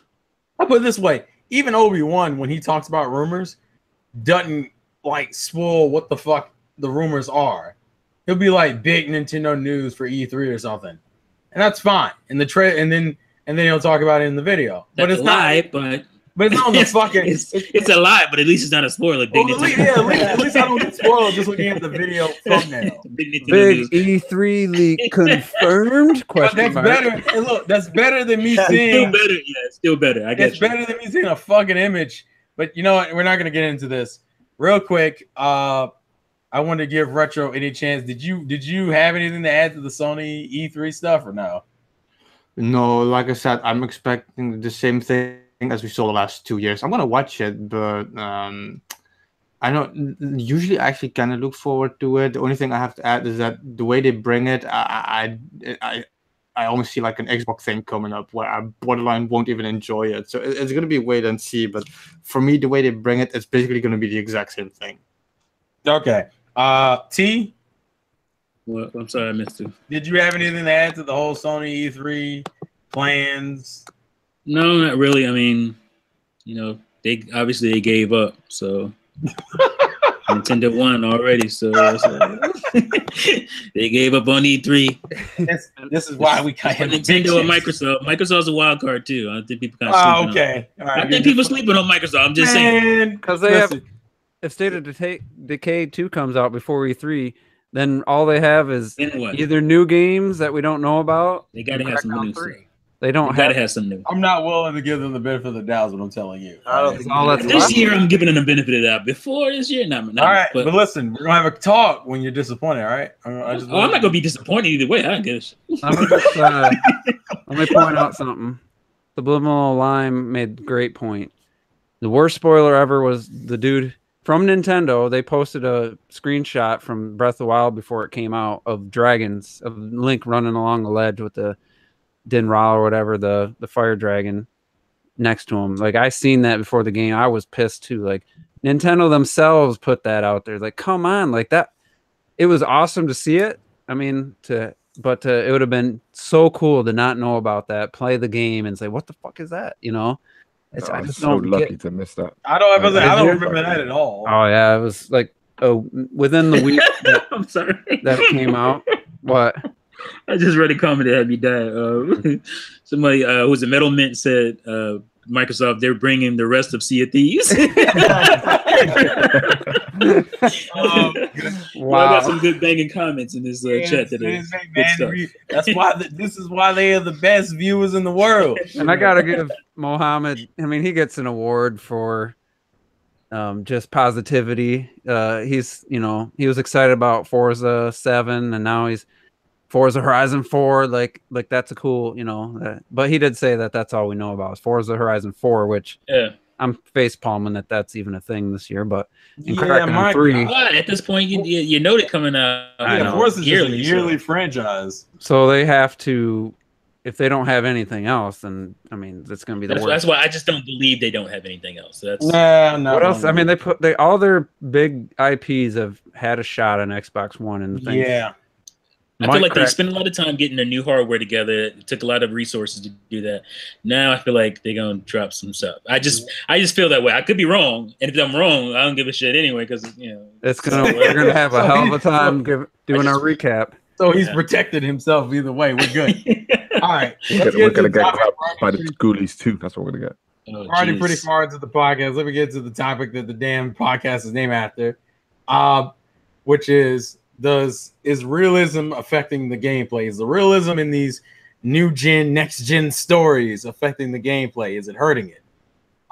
Unfortunately, this kind of brings it back to God of War because that was my inspiration. But you could also take games like Last of Us or even Uncharted. I want to Surge. You can take the Surge. Yeah, just a lesser extent. Because look, I understand that people, it's 2018 and we want these deep games, but they were doing this shit back on the N64 and Super Nintendo. It's not like we needed all these little hyper realism moments. And the reason why I bring this up is also because of gameplay, because we have to make these realistic stories and have them be grounded in reality. It feels like developers are afraid to have their characters do anything that looks remotely like video game goofy. Like, oh, well, they said that in the Days Gone. We didn't want it to look too gamey. yeah, and it's like, I'm like, but it's a video I game. don't want to punch him right in the face. He's the second person to use the made up word gamey. I thought that was always talked about when you like shot deer. I think shit. I forget the other game that recently they did that for. We didn't want it to look to come across too gamey. I think a video game. We didn't want it to be too gamey. What the fuck is going on? So I just wanted to ask the question: Do we think it's getting to the point now where developers are so concerned about making their games be realistic for the sake of the narrative that it's hurting these games? Like, oh, saying that I can't have my character jump 20 feet because that's not realistic. And I'm like, yeah, but I also don't want to do a cinematic situation where I have to have a character drop a rope down so I can climb the rope. I should be able to just climb the fucking rope or climb the wall. It's boring to sit there and watch an animation. Yeah, stupid. So let's go down the line. I was gonna say let's go down the line real quick, and I'll let you go first, Juice. What do you agree or disagree? Of course, I agree. And I was thinking Watch Dogs 2 was like one of the first things in Grand Theft Auto 5 because they feel so similar. Like those still have like you could go mess around and just in the world and stuff, but like there's so much attention put to making like in a game like that, trying to recapture San Francisco and the first Watch Dogs, trying to make it look like a real, reincarnation of Chicago, like, a digital version of Chicago. And then it came down to the hacking, and it was just like a button press. Like you just point at an object, and like when you're driving in Watch Dogs 2, you come up to a traffic light, there's an option to just tap a button and the light just turns red or green or whatever. Yeah, why is the hacking in Deus Ex Human Revolution way more intricate than the game? And that game came out, what, 2010? Why is that way more fun to do? Because this is just my theory. And the game built around the hacking. I could see that getting to a point where like you're doing a drive-in, you're trying to escape and having some button prompts to trigger stuff. Like that's fine. But they want to have levels of hacking. That's what Deus Ex does. They have levels of hacking. It feels like I said, they wanted this digital recreation of Chicago so intent. That was their main goal. That everything else about the game, just even the driving, doesn't feel.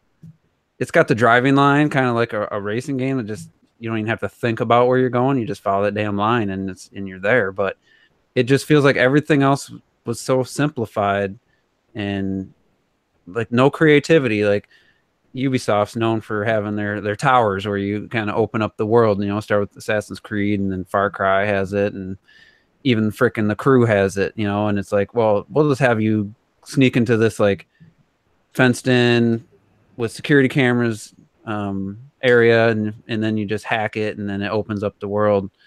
And it's like you couldn't even come up with something completely new and just had to like use that same formula. Breath of the Wild kind of had the whole tower thing, but all that did was made it so you could see the map. It didn't open up your side quest or anything. Like it did nothing like that. So it's just like that. And then you look at, some of the stuff Clocktip's talking about, which I don't really, that stuff doesn't bother me as much as it does him. The stuff you can't do. Like I thoroughly enjoyed Rise of the Tomb Raider, even though there are a lot of those moments where they want you to do this one thing to solve the puzzle. Like they didn't think beyond that, even though gamers Breath of the Wild proves there's so many. You put the tools in place and people will come up with ways to get through shrines that you'd never even think would be possible using just the game. So it just feels like they put the simple solution is, we'll just put an invisible wall here, that instead of coming up with a creative thing or giving you a new ability, we'll just put an invisible wall. You can't go there. So you just get you back to where you're supposed to go. And like, they feel like they've built the game from the visual idea and the story idea. And then they thought, well, what kind of gameplay can we put into this now that we have an idea of characters and a story? Like what kind of gameplay? And it's just like, I wish I could think of better examples. So maybe once everybody else goes, I'll better examples of where gameplay really does lack, but the game looks incredible. Okay. Well, since T's over there babysitting, Clock Dick, why don't you go next? Do you think that the realism in these stories they're doing is hurting gameplay in a negative way? I thought you'd never ask. Babysitting my own kids and shit. So it's all where can I start? Because it goes quite far back. Shenmue. It all started to happen towards the end of the PlayStation 2 and Xbox and GameCube era, and it really came into full effect in the PlayStation 3 and the 360 era, where for me it was not so much the stories, it was the characters. And I done a video before on the intro to Metroid Prime, the original Metroid Prime, and I talked about how Samus Aran comes out of a gunship, like triple somersaults through the air, lands on a thing, taps on a gun, taps a visor, and then you go to first person, and you're like, right, I can't wait to play as this character. I honestly cannot wait to play as this character. This game's going to be badass. And you could say that Metroid Prime looked, in a sense, for this time, realistic. Yeah, because it's kind of what it went for. But what made those environments so incredible was the character itself, the way she moved through the environments, the way she could look around, interact with it, and everything that came with it. So around those same times, you had other games like Silent Hill 2, where the main character now was James Sutherland, was it? As a name of the protagonist is Silent Hill 2. Yeah, it was James Sutherland, yeah. And you had this game, once again, that was very realistic, very, very slow. And he couldn't do much. He could do crap all, really, apart from pipe things with a metal pipe. You remember how we lean back and be like, I've never played die. But he wasn't the most exciting character in the world. So what kept you going there was the atmosphere and the story of Silent Hill. That was all fine back then, but now we've come to today. We've had so many games that have had these dull, boring characters who don't do anything. And you mentioned Uncharted 4 earlier. No, not Uncharted 4. What was the spin-off they done, the Lost Legacy? Lost Legacy. Yeah. And it shows you how shit Nathan Drake is as a character, because you can just get another game, put a female in there, and you would have exactly the same game, because that's what the Lost Legacy is. It's pretty much Uncharted 4, but you're playing as what's her face? Chloe. Right, and it's pretty much the same premise. So Nathan Drake as a video game character is not unique. You can just almost copy and paste him and still get pretty much exactly the same game with a different role. And that's what bugs the shit out of me. And this is what goes into the games itself then. So by the time I got to The Last of Us, there was never a moment where I was like, oh my god, man, I can't wait to play as Joel and Ellie. They're gonna be freaking awesome, man. This kid. I never had that. And I can't, in my brain, I just can't imagine anyone else having that. I can imagine them getting excited about the zombies and the atmosphere, but playing as these guys, this is where it just gets dull for me. And then because they've gone with these human characters, that is what affects the gameplay then, because they've gone even more for realism, if that's what they're going for. And you, as Terrell said, you just restrict that game so much that for me it's just a grind, and absolute borefest. So I need more then for the characters, and it's why I moaned about the puzzles and stuff like that in The Last of Us. You call them puzzles, they're not even puzzles. And it's the same for God of War. People say there's puzzles in God of War. There's not. My wife came downstairs and she said, oh, is this the new God of War? I was like, yeah. She goes, oh, look at that. I wonder where you have to go.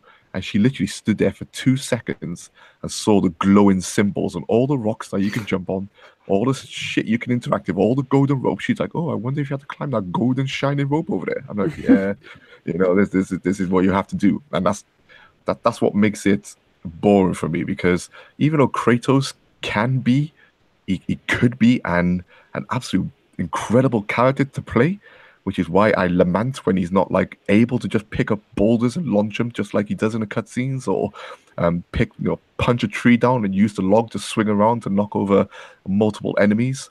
This is why I moan about all this stuff, because otherwise you are just playing another Bloodborne, another Dark Souls, because even though you're getting engaged in the atmosphere and the world, that you're not. For me, I'm not loving characters because they're steeped in this grounded sense of some form of reality, and it's why I'm just because I was gonna get I tried to find a hole to talk in, because I was gonna get like my brother. You're gonna talk non-stop. I just wanted to say because I was just wondering. You were talking to a hole. I was gonna go to you next anyway, so it's fine. That's the main thing that bothered me about Deus Ex: the fact that every single thing you could interact with is giant fucking shiny in the screen. It just removes the gameplay from the game. You're basically walking through a thing and you're hitting X basically. So I just wanted to comment on that with the God of War thing. Like, I hate it when games do that. Well, you even jump into Deus Ex, right? Because I've played these games, and you even jump into Deus Ex, and this is it's another thing that bugs me in games where you're given a character who is shown to have all these powers. He's a freaking cyborg, and he can punch through brick walls, and then you'll come to a wooden door and you're just like, I can't fucking do anything. Yeah, and it's just realism, baby. You're creating a character. At least try to, if you're going to give him powers, which they do, at least try to give the player access to those powers. Otherwise, just don't fucking bother, because I'll find the character dull and forgettable. Well, actually, I was gonna say, actually, since you brought that up, I wonder if that's the real reason why they started making these games more based in realism, because they knew if they had these overpowered characters, then half of their gameplay ideas for levels and shit don't make sense nowhere near as much. They already don't make sense enough as it is. But if you took a character who could defy the laws of physics and shit just by existing, then how the hell do you design a level around that without it coming off insane? And also keep the same production value. Don't make excuses for them. They can make it. No, I'm just saying.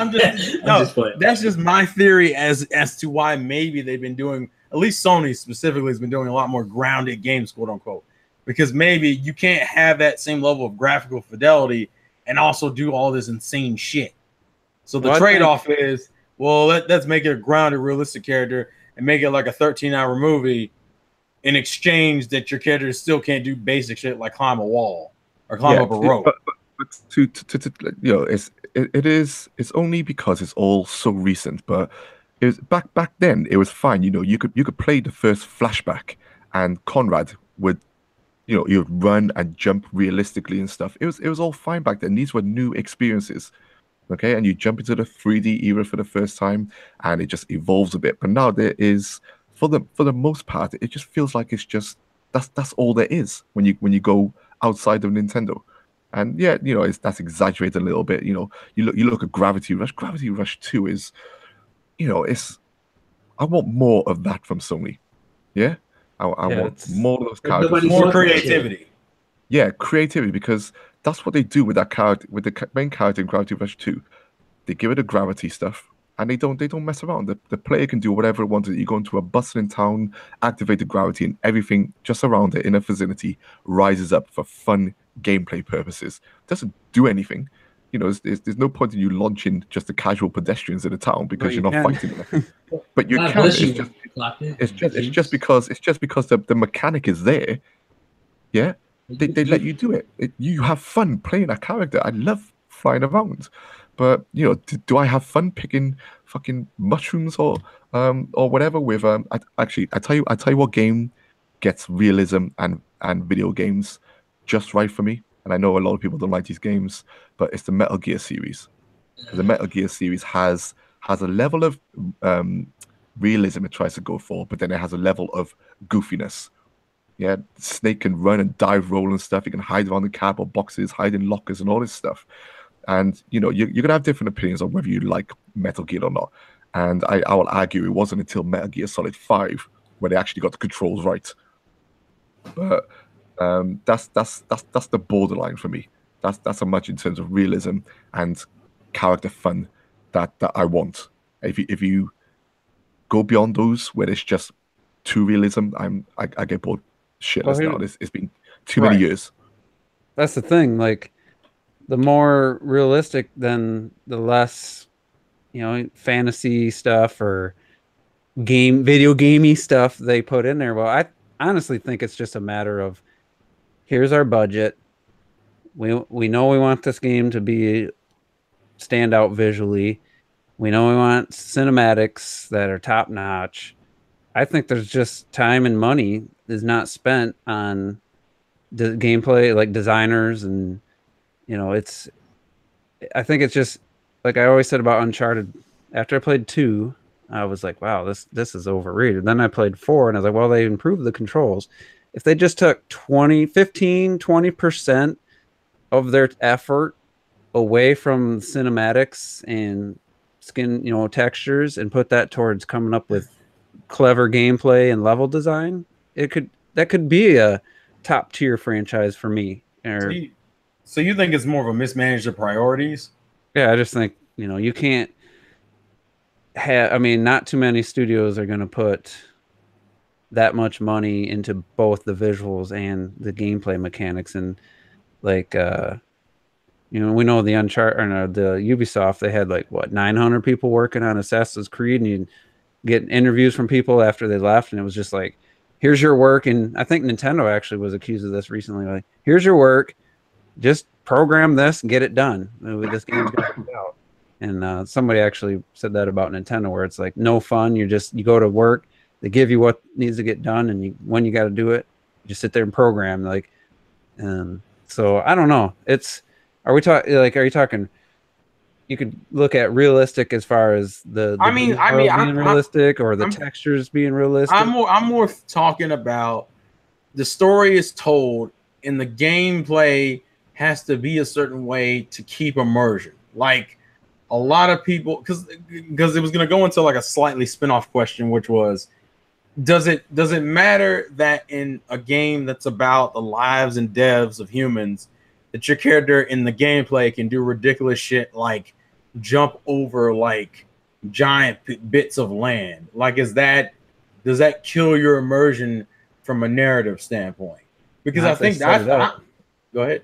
If you ever played Far Cry Instincts on the Xbox, you got an ability to run and jump like 100 yards at a time, and they designed the levels to work that way in the later part of the game, and it totally worked and totally made it awesome, unique, first-person shooter that I think went under a lot of people's radar. It was towards the end of the Xbox original's life, and they made by the end of the game, you were like an animal yourself, and it was a really cool idea. It worked with the story, and the gameplay actually supported it really well. So, because I think one of the problems is that I think I've heard this a few times, that people want the story in the game to mesh. So they find it'd be weird if you have the story of surviving zombies, but the game's like a beat 'em up. So you got your character kind of like what Dead Rising is, where Dead Rising is like a survival game, but Frank West and the other protagonists of the other games are doing ridiculous shit. And a lot of people's argument is, well, we want this shit to mesh well. If this is supposed to be a gritty game about surviving a zombie apocalypse, I don't want my character having the ability to put on a Mega Man mask and shoot out blasters and shit. So I feel like that restriction doesn't really benefit the game. So let's use if we're still talking Sony here, let's use their Team Ico games as an example, because I was a huge fan of these. So apart from the last one we talked about, but you talk about Ico, or Eco if you call it that, on the PlayStation 2. So when that first came out, that was in a sense pretty realistic. That the boy, and the way he ran was animated, the way he held the girl's hand was really animated and stuff, and the way he climbed and fell and everything. But in terms of a story, game to keep you engaged. There was also the castle itself was a massive puzzle, so you were more engaged with the puzzle than the boys' um, lack of abilities in itself. In a sense, his lack of abilities were a way to actually solve the puzzles as well, to make them difficult. And back then, that was great. It worked. That was like your flashback type of game, that type of realism type of game. Roll onto Shadow of the Colossus, and that these colossi turn into the puzzles themselves. But by this time now, the way Yoda moves and animates and runs, you're starting to get a bit tired because he's once again a bit over animated, a bit slow, a bit too realistic. So you're starting to feel the niggles a bit. And then you get to The Last Guardian, and I tell you what, I wanted to snap that little kid's neck. If anyone watched my review, he was so overly animated, so realistic, the way he flapped about everywhere, the way he rolled, how slow he climbed. I just had enough of him. I was like, this boy could have just been, just more fun to play with, more fun to climb around this creature. They didn't have to make it so bloody realistic all the time now. So even from such an established studio as Team Ico, and I absolutely loved them. By the time you get to the third game, after all those years, I just found myself tired of that draining gameplay set in what's meant to be an emotional and somewhat realistic in terms of aesthetics type of game, and it just drains you. It just bores the crap out of you. That's what's happened, because we've played games since way back then, and we've come all the way up till now. How many more bloody realistic looking games do we want to play? Because you feel like you've played them all already. If they get any more realistic now, fucking I might as well just stay home and play with my kids. It's just... I got actually just thought of a really good example where realism actually took away from gameplay. Like I don't even think Grimpachi can try to come up with an opposite to this opinion. Like obviously this was the goal, but go ahead. But the Madden franchise. So for those that are old enough, the original Madden was 92, I believe, on the Genesis, and then 93 came out on the Super NES, and then they've since been out every year since. In the first wave of Madden games, there wasn't a tackling animation. You would run, the players would bump each other, and then you'd fall to the ground in a few quick little animations. And T probably gonna disagree with this, but when the N64 came out and Quarterback Club, the first Quarterback Club, 98, come out, they added a tackling animation. But the tackling it looked cool, but it was 100% guaranteed to tackle you. So as long as your player was nearby, you did the tackle button, that tackling animation, there was nothing you could do. It was I don't disagree with that. That's facts. Yeah. Guaranteed, which to me made it a way less fun experience to play. Like, it looked cool and it made for a good trailer in pictures and magazines, but it took away. And then Madden went even further and they added all these preset animations to the running back. So when I started, I want to say it was in the Wii generation, the Xbox 360 generation, where it really started noticing it for me, was the ball would go, get handed off to the running back. In the old games, you could do whatever you wanted. As soon as the ball was handed to the running back, you could do whatever you wanted. Well, the new game started forcing you.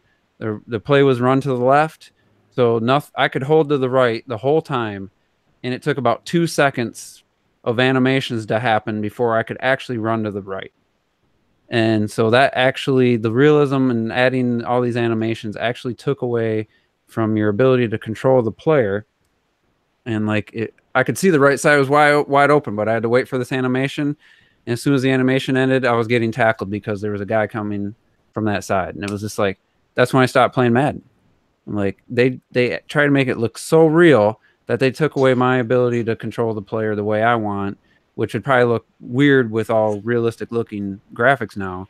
But to me, I never need to play Madden again because that's the direction they took, and it's actually ruined, a pretty fun football franchise. So I think that's a pretty good example of the realism getting in the way of the gameplay.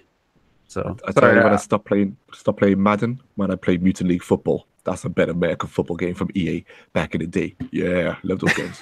Oh man. But Actually, anyway, T, go ahead. I wanted to get some of the other guys' opinions first, just on the whole topic at hand. So who you picking? You Oh. raise your hand. I agree. Next person.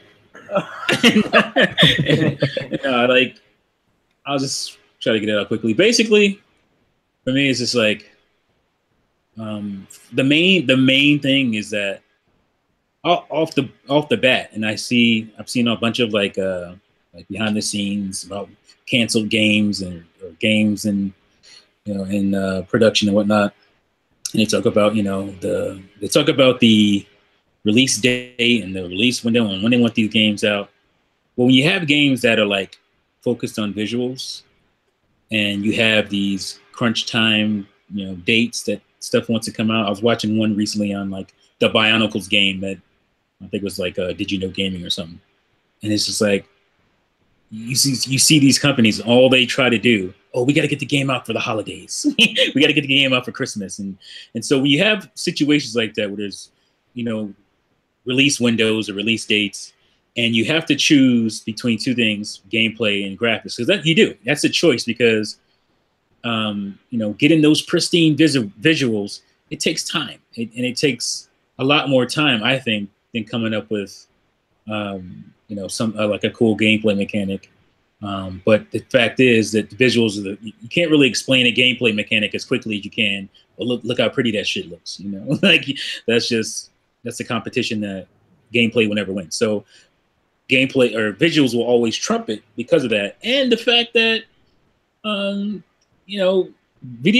market for video games has expanded so much because, people like, visuals, and they like games that hold your hands, and, it makes it easier for them, stuff they don't get too frustrated on. And that's a big part of gaming. So the casual gaming market, those guys, they play a certain couple of games every year, and then they'll pick up those big cinematic games because it feels like, it's not too daunting for them. It's not too, it looks like it's a deep thing, but it's not really that daunting, and they can play like Grand Theft Auto. Like, there's nothing difficult about Grand Theft Auto at all. Like, it's the most easy to play, one of the most easy to play games out there. It gets looked at as a core, a hardcore game, but it really isn't. It's it's about replicating somewhat degree real life and putting people in situations where they can't be in real life, and that's intriguing. Like, that's why people like gangster movies. None of these people who watch gangster movies really want to be gangsters. They just like the idea of that. And so when you can give somebody something cinematic like that, where they can control and they can be the gangster or whatever, that, people like that kind of stuff. So for me, like, I like both. Like, if I can get both, great. Great visuals or whatever, and great gameplay. But that is super rare. And I don't say great visuals, realistic visuals, because that's what we're talking about here. Realistic visuals and excellent gameplay. It's hard to get that together because of the time consumption of great visuals. So, or realistic visuals. So, if I had to choose, obviously I want better games. I want better gameplay. And I felt like we'd get that, with the more power, but it seems like the more power, we just get prettier games, cinematic games. So. My take. Go ahead. Oh, I guess that was it. Oh, no, I was just saying my take. That was my take. Oh, okay. Retro. For me, it's actually quite simple. I kind of disagree that people would have to choose between either gameplay or graphics. I think both can be accomplished, and I have two very specific examples. My first one is, like I said, I hooked up my PS3 again, and I used to love playing Need for Speed Hot Pursuit with my younger brother, but one person can play the cop, one person is the bad guy, and I love that game. So and they released a new one on PS3, well, by now 8 years ago, and I've been playing that a lot. And I love the Need for Speed franchise because it's very arcade. It looks realistic, but it's very arcadey. And you take, for example, something like Forza or Gran Turismo, especially. I hate Gran Turismo because it looks just as realistic, but it plays so realistic. It's like this driving simulator, and it's boring as fuck. I cannot play that. And Need for Speed has this arcadey feel, so both look exactly kind of realistic. But Need for Speed I feel is better because it plays so arcadey. And I think when you have, for example, games that have realistic characters that you control, you can do the same thing. Like I said last week, I was playing with my brother A Way Out, this indie game that came out in the beginning of this year, which is meant as this couch co-op game, which, by the way, people, you can play this co-op online as well, so there's no excuse. And this looks hyper realistic. It looks, seriously, for like an indie game like this, you know, this small studio, but it looks amazing. And you basically each select a character out of 2 selectable characters. They both have like a history and everything, and you have to escape from jail. And it looks realistic. But what makes it so good, and I cannot play something that is like super real. Like I cannot play games like this that are like the Gran Turismo of this, you know. Like if it's super realistic, it's boring. I don't want to have something where I get tired in a video game because I jump or some shit, you know, because it's so realistically like hyper over animated. But A Way Out, for example, you have these absurd scenarios where when you're trying to escape, for example, from prison, you know, and you need this item, and then the next day you happen to be in a workshop, and then you need some sheets, and the next day you happen to work in a lot. Like that's not realistic. That's not how it works. If a prison would work like the way it does in this game, there would be no prisoners left because it's stupid. And you have like so much shit in this game, like gunfights and car chases. And the car chases also, you have jumping, and your car can just lift off in the air kind of when you jump. Because it's not realistic, but it makes it fun. And that's for me the main thing that personally I need. I need this arcadey feel, because if a game doesn't have this arcadey feel, I just don't think it's fun. And this is a perfect example of A Way Out where you can have both. I don't feel there's a need to choose, and that's why I also use Need for Speed with Gran Turismo. You can look super realistic, but if you play realistic, it's just boring. So I feel you don't need to sacrifice it, and that's what for me a game needs. It needs that arcadey feel for me to stay hooked. It needs to feel like gamey, is what you're saying? It needs to feel gamey. You need to feel more gamey. Because I mean, the Days Gone guy literally said I don't know if that's where you got this idea, Terrell, if you saw that interview. Yeah, he literally said their focus was to make the game look as realistic as possible. The character models as realistic as possible. The environments to look as realistic as possible. He literally said, he goes, that's why we put a lot of money into cinematics, a lot of money into, you know, whatever. I can't remember the exact phrase. Then he started talking a little bit about gameplay later. They did that hour-long video. Well, we wanted to start you off here so you could see how you're on your motorcycle, and he's like, "Oh, look at that bird go by! Yeah, nice shout out to the team there. You know, the creature design or whatever. Like the very beginning, they're pointing out all this, how all this stuff looks realistic. Then I see these bikes just looking the most unrealistic. The way they're handling it, it's like, so you want the game to look realistic, but the way they're moving on their bikes just looks like a video game, which is fine. But when you make everything else, and your goal is to make everything else look so realistic, then it doesn't work. And then, as I made a joke, like they're walking through the grass, or the bike's driving through grass, and nothing reacts to anything. And then that's just a static world. I always say this about these games. And Xenoblade Chronicles X, for all the things I loved about it, that was one static ass world. As far as even the shadows were static, you know, they changed, but they didn't move. It was a very static looking world, but in screenshots, it's a very beautiful looking world because, you know, it's so static. Of course, it's going to look good in a screenshot. The Shadow of the Colossus remake, static as hell. Like, there's nothing happening. There's a little bit of like tree movement and grass movement and stuff, but they create these just stale, static looking environments that look super realistic and look great, you know, in a screenshot or in a quick shot of it. And they lose all, like we always say with Nintendo, all those little details, even the smallest little things. When you notice them in a game, like it's just impressive that you know that they went above and beyond. And it shouldn't even be where we're impressed by the little details. That should be the standard. But when we do see cool little touches, like Mario 64, when the fish swam away from Mario, you know, just something small as that. Nah, man, that didn't happen to Call of Duty. I will say I did capture some trying to capture some footage in Mario Odyssey. The fish actually are less responsive in Odyssey than they were in Mario 64. I was a little disappointed in the fish. 0 out of 10, worst game ever made. I'm surprised I didn't see a Krabby Cat video. They regress there, but anyway, you know, I think that's. You say you want to go for realism, you can't just make it look a texture look realistic. You should have the interactions with the environment with, like, you know, some games have done it, and it might sound stupid to some people, but when you walk through grass and it does nothing, like that, weird. That just looks weird, and it pulls me out when everything else looks so realistic. That's one thing that the Chronicles X. Cars just ride through you. Yeah. Yeah, we went through. Yeah, that was another perfect example. Like, they didn't want to put the effort of a hit detection or have you constantly running into cars, so they just had them go through you, and it's like that was crap in New LA, wasn't it? It's weird. It's weird. Like, we don't believe it. We don't believe in collision detection. That's what that was. The Way Out does it so nicely when you, for example, have some weapons, and it seriously, it blew my mind how detailed it was. I've never seen that in a game. When you, for example, are inside a little metal house or something, and you have a shotgun or a gun, and you shoot through the metal, it actually like leaves like bullet holes.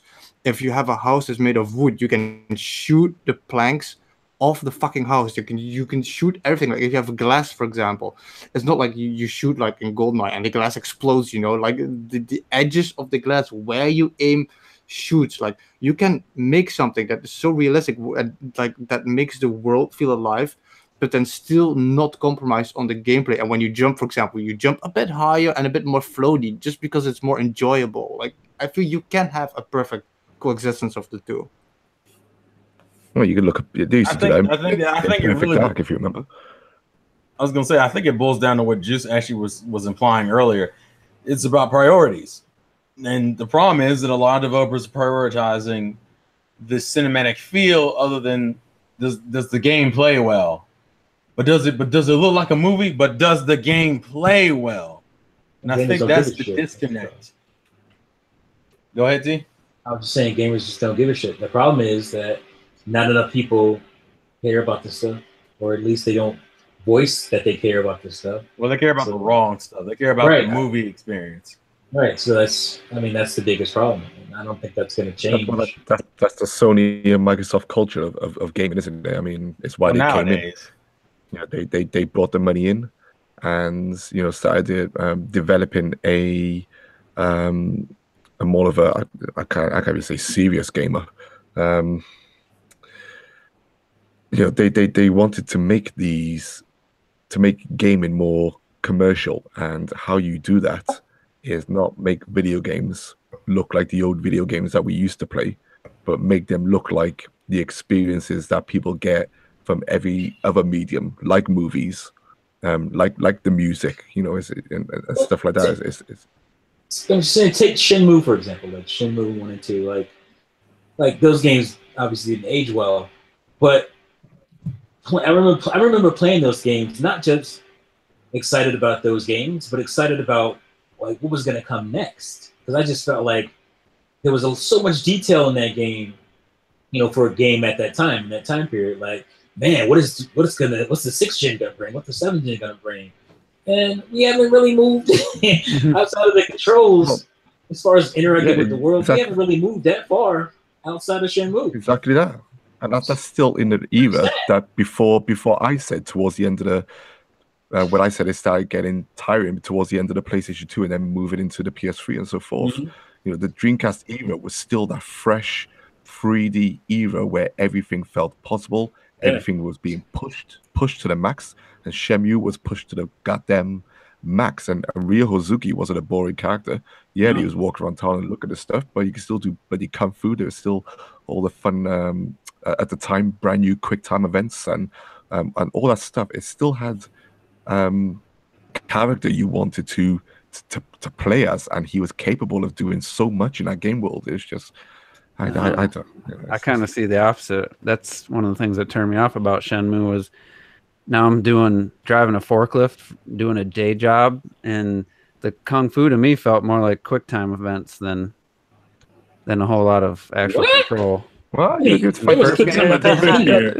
But the Virtual Fighter engine. That was a Virtual Fighter engine up in there. Like, that was no, that was pretty advanced fighting engine for its time. It didn't feel like I had really the freedom to do what I wanted in that game. I don't know. It felt like I said the control, the game didn't age well, and even at the time, the controls weren't quite there, but it was really ambitious.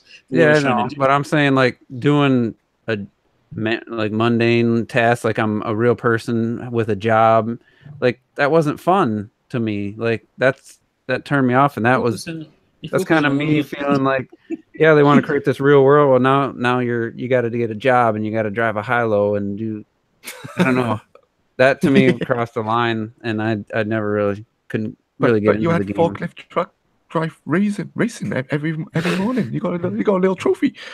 A bit of Mario Kart up in there. You're talking about the tasks that didn't quite hit home for you. I was just talking about like interacting with the world. I was like, I didn't mean go out and get a real job. That's fun. No, that's not what I'm talking about. I was talking about like doing stuff. Yeah, stuff that you actually do in life, as far as like going into the store and buying things and picking it up and looking around this. That like I expected at this time, like the detail would be crazy and on that kind of stuff, but it really isn't. Like, I played GTA 5, and like 90% of the doors you can't even go in no more. They just a still texture. There's a door. Oh, there's a store in there, but you can't get into that shit. You can see. Don't get me started on doors in games, man. My other friends, I goes on about this so much. Just, I mean, just about every game has a door you can't go into for whatever reason. No, I don't mind that.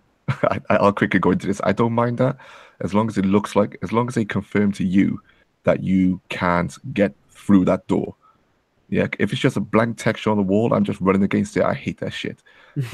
Whereas at least in Shenmue, there were loads of doors you couldn't go in, but he would try the handle and shake it and go. Shit would happen. You can't get in the door. To me, that's an unnecessary addition. That adds to realism, but to me, it kind of ruined. It kind of makes. But we're talking about immersion. If we're talking about immersion here, we're talking about immersion here. Things being you're taken out of that immersion, just like you driving through the grass and the grass not moving. It's just the same as walking up to a door and you're just running against it with that automatic run animation because it's not real. It's the same type of details that if something's put in a game, you don't think substantial is put in the game, it Breath doesn't of the matter how Wild, subtle. If the doors in the villages, you're getting cut off. I feel like we got a little delay, me and you. And I was just saying, like in Breath of the Wild, like you run into a village, Kakariko or something, and like only 3 of the doors open. Like that wouldn't bother you. Like you see all these cool buildings and stuff like that, but you can only open 3 doors in the whole entire village. Like to me, that would bother me. I don't know if I can open the door, but there's absolutely nothing inside. Then a lot of times in a lot of those houses, there's not much in there.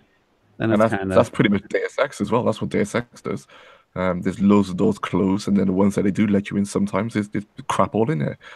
It's just, and that's what happens when you build these huge overpopulated worlds. It's I don't know. I think I'm kind of torn because, like you're saying, that it adds to the immersion that he actually grabbed the door to see if it unlocked, but then also to me that's not fun gameplay because now I want to try every door. Maybe that could lead to a cool secret or surprise or something, but I don't know. Sometimes it does.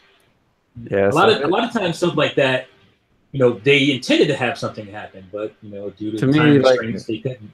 That's almost that part of the game. Add too much realism.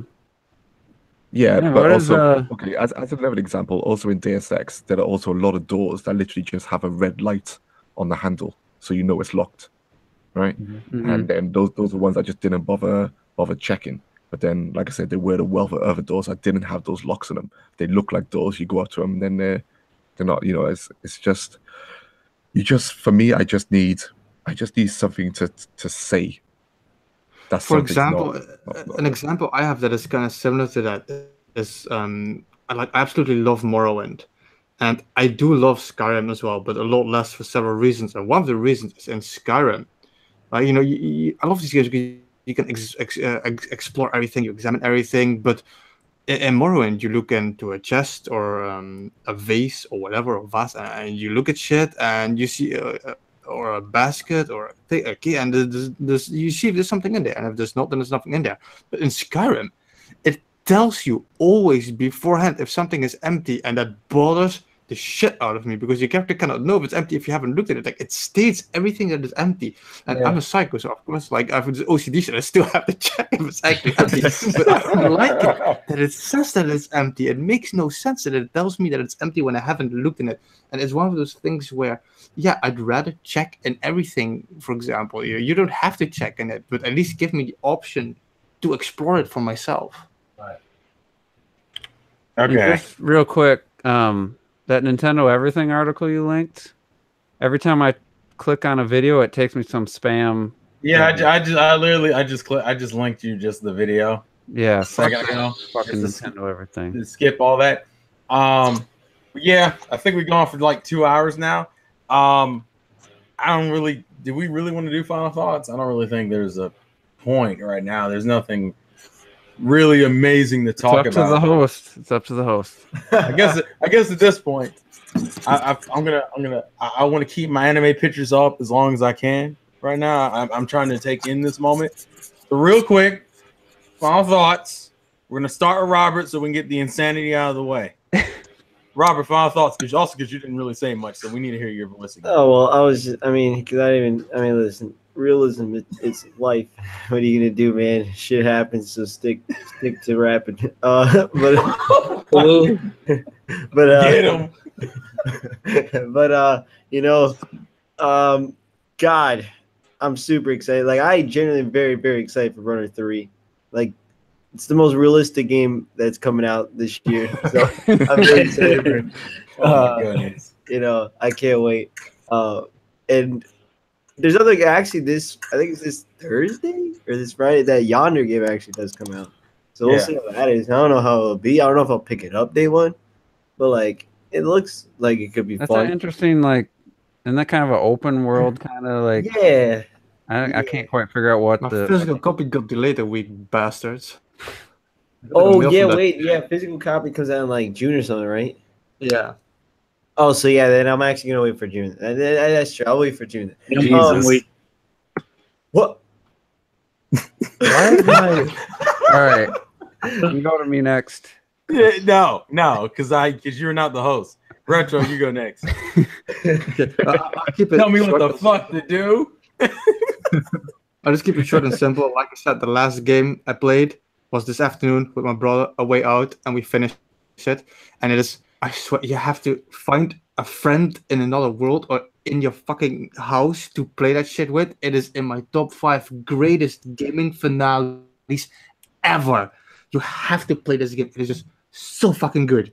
And I'll just keep it at that because nothing should be said. Everything would be spoilerish. But the gameplay, I was so afraid you just in the present in this game, but so much shit happens. You get so many gameplay varieties. Like I said, there's going to be racing and shooting. There's going to be so much in the game. And the finale, it blows my fucking mind. I'm still thinking about it Oh my God. now. So just everybody find somebody to play A Way Out with. Clocked it. Next. Sorry, Retro. What game was that, Retro? A Way Out is this indie game that A came Way out beginning of the day. It's built for co-op. Like, basically, your whole gameplay experience is split screen, and you're playing at the exact same time, but you're doing different shit, and your paths like cross, and then you have to work together, and then you go apart again. But you're always split screen. It is so good, and like I said, it's story driven, but there's a lot of gameplay variety in it. You're constantly playing the game, and it is just play it. Oh my Even when you're goodness. online, it's split screen. I guess you need to see I what they're don't doing. know because I only today looked up if you could actually play it Well, you need to online. see what they're doing.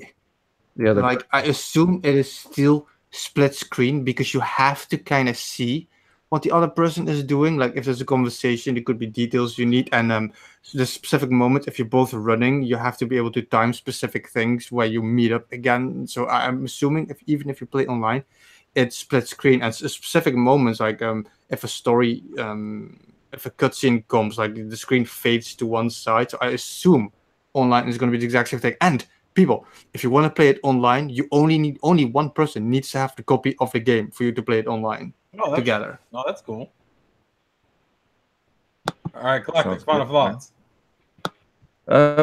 Yeah, I'll just finish up about the whole realism thing. I feel like it is a very individual thing at the end of the day. I mean, some people just like those types of games, and you know, we've all, in a sense, grown up, you know, playing these type of games. Like you think back to the games like the point and clicks, like Broken Sword, maybe.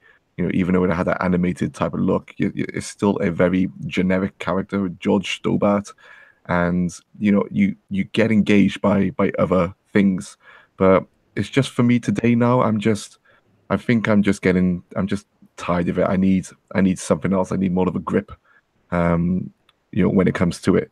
And you know, I think I finished up there. You know, I was going to mention like games like Road Rash and stuff, which kind of look realistic, but we had crazy fun gameplay and stuff. But I'll leave it there because I think it's one of those conversations you can have so many examples with. But yeah, I almost feel like I probably shouldn't even included the Sony stuff because it felt like that could have gone longer by itself.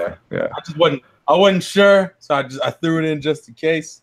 But it's a great topic, and it got many ways you could look at it. Obviously, with the type of games that we've have. But nope, great podcast. Thanks for the hosting, Terrell. It's been fun. Okay. And yeah, we got through a lot. It's good. Juice. All right. So I was clicking on a little Mario Tennis Aces overview trailer from Japan. I'm sure the American one's gonna hit soon. It's like a 5-minute trailer. Almost 6 minutes. I was kind of. And in my autoplay up next is 3 people I'm not subscribed to. One of them I just unsubbed during the podcast. Rumor, blah blah blah game by Retro Studios. Blah blah plus Diddy Kong Racing. What the heck? Rumor. Retro Studios working on blah blah blah racing. These are in the titles of these assholes videos, and it's the same. Like, shit. I'm sorry, game explain. I've unsubbed it 2-3 times and then resubbed. Yeah, make up your mind. They keep pissing me off with these pointless. They'll upload like the Splatoon Octoling stuff. He gives like 5 seconds of thought on it and then shows the video. But why is my autoplay? These people I'm not subbed to with these spoiler ass videos. Like, it pisses me off that this is what gets clicks. This is what people watch, and it's like I have no respect for that. So anyway, goddamn. My first new game of 2018 I'll be buying is on June 22nd. I was just watching the gameplay trailer. Mario Tennis Aces looks really fun. I like that they're focused more on the mechanics of tennis, and you can just play a strict game of tennis with the Nintendo characters. So looking forward to that. Sucks that that's gonna be almost the end of June before I buy my first like new game of the year, but it is what it is. Just glad I got some other games to play, and the whole realism thing, like, to me, I think adding realism, like you were talking about being able to open doors and all this, like, to me, if that's gonna become too much, like when games get to a point where Grand Theft Auto 10, you can go inside every door, every building, like, that's just gonna be, there's gonna be a bunch of nothing to, you know, they'd have to really fill each room or each building with something to do for that to be worthwhile. I'd rather just have it so you can't go in there. So that's kind of where I was kind of taking that side. You know, I just make it whatever works best for the game and the gameplay. That's what I'd want. You know, realism, it's not really needed in a video game, in my opinion. You know, I'm a Nintendo fan, so obviously I like art direction and unique visual styles over realism. I'd take Breath of the Wild's not art, what do you call that? Not the art direction, aesthetics, you know, and I'd rather have that than 4K textures and a tree looks just like a tree in the real world. You know, like, that's not anything I ever need to see in a video game. I'm sure at some point that well, you played Horizon. Yeah. You know, I mean that looks stunning, right? So do you prefer the way Breath of the Wild looks and moves over that game? Well, I would say Horizon. That doesn't look like real world to It me. has, That's hyper realism. That's what I. Oh, exaggerated colors. Yeah. You know, fake wildlife that don't exist, or grass, or what do you call it? Not wildlife. Tree. You know, it doesn't look like plant life and stuff. Looks like nothing of this world at times. Like it looks almost alien at times. So I mean, I don't really see that as real. Like to me, that's a good art direction with also has really high quality textures. You know, like Yeah. I don't know. I think that's it's not like so realistic where it doesn't feel like a game to me. But as far as comparing that to the Breath of the Wild's art direction, I'd take Breath of the Wild over it. I mean, I just think that's a more appealing looking game. Yeah, it does. It technically isn't as impressive, but it's still just every time I see that grass, even though it's just almost cell shaded, basically, just see how it moves and reacts to Link and your horse when you're going. It just looks so cool. So, I mean, I think Horizon out of all the Sony games is the most visually appealing. I think if you said Uncharted or God of War or Days Gone or whatever the other one I was trying to think of, that with or Last of Us like has this like super realistic but gritty like look to it. Yeah, that's boring as hell. So also ARMS is getting an update or a demo. I mean, like a full-time demo. Yeah. Nintendo they're still trying to get people to play that game. I have it. I want to play it more, but it's like it's a good game. Ever like, hey, let's play ARMS. So check out the demo. Try it with the Pro Controller and with the motion, because the game really came alive for me when I started using the Pro Controller, and that's when I got a little more technically sound and actually had fun playing the game. So anyway, great job hosting, Terrell.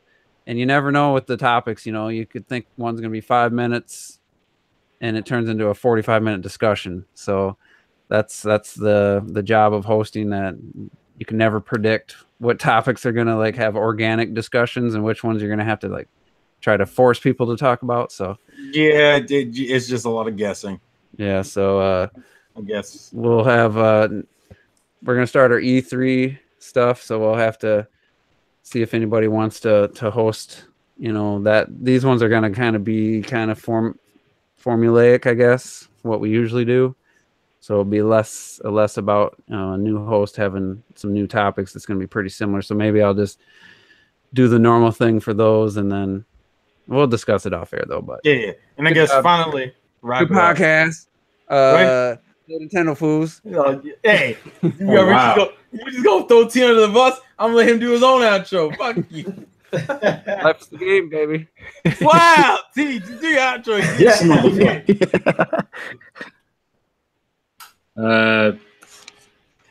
damn, I don't know what to say no more. Yeah, so Shenmue for life, and what Juice talk about. You don't know good games. No, great podcast. Wasn't sure if I was gonna be able to make it, but I did. So excellent stuff. Yeah, looking forward to E3 as well. I'm very hyped. Excited for the wild card. You know, Microsoft. This is your chance. This is your chance, cuz. No. Didn't you say that? That's where we said that last year. They got to do something good. They got to. Well, that was because we thought they'd do something because of the new hardware, but that failed. So exactly, I give them slight pass because it's like, all right, they got new hardware. That took a lot of resources. So this year, for sure, they're gonna give me a reason to buy Xbox One X. For sure, Retro Studios' new games gonna be shown for sure. This year, for sure. Yeah. Wait to E3, man. Wait to E3. Nintendo already won anyway because Sony's not gonna be there. So Microsoft, you know, they're probably gonna fail us all. But anyway, yeah, great cast, and let me say it the right way because he just botched it. It's play Nintendo fools. Hey, that's well. And I got one more thing. Of course you do. Okay. Fuck Disney. I'm gonna do what I told. Disney is going out of their way to try to kill Deadpool 2's promotion by doing some shady bullshit So don't fall for it, people. Go see Deadpool 2 on Friday. Certainly don't go see what are they Solo. doing? Why would you bring up this random controversial shit? Wait a They minute, what are they scheduled doing? all the solo actors and stuff to do their talk show stuff all last week when that's When it should be Deadpool? and then this week they're starting their Incredibles 2 promotion all week, and it's just like, can't you got enough $1 billion movies under your belt? Can't Well, you just to be fair, dude, Deadpool's gonna make a ton of fucking money. It's tracking to be above the first one. I don't like that bullshit. Nobody wants to see no Solo. No one's gonna go see Solo. Actually, Robert. that's tracking for 170 million or more. Yeah, so they say. Why would you go see that? No. We ain't doing this. We're We ain't doing doing this. We'll do this off air. Ryan Fuck you Reynolds, all. is a genius when it comes to promoting that movie. God damn it. His Instagram and Twitter is just fucking hilarious. I love everything that he Boys, and I mean, let's but be all his honest other movies anyway. suck. I will say a lot of his other movies suck, but Deadpool and him, it's just like peanut butter and jelly. Let's be honest anyway. It's borderline suicide for on Disney's part trying to compete with Deadpool. At this point, I think Deadpool is a lot bigger than especially Solo. It's called Solo. I mean, Soy. I don't know. No, we're done. Robert's got the no, but anyway. No, fuck it, we're done. Deadpool 2 for life. I'm gonna go see it 3 times. Dude, Jesus Christ. Yo, I'm watching. Thank you I'm guys for watching watching. the double You did a feature. great job until this moment because fuck you, Juice. Bullshit. Flies the game, play to win, cut that bitch off. Cut Bowser it Red off. Grunt said Solo from '96. Cut it off. Oh, I gotta stop it.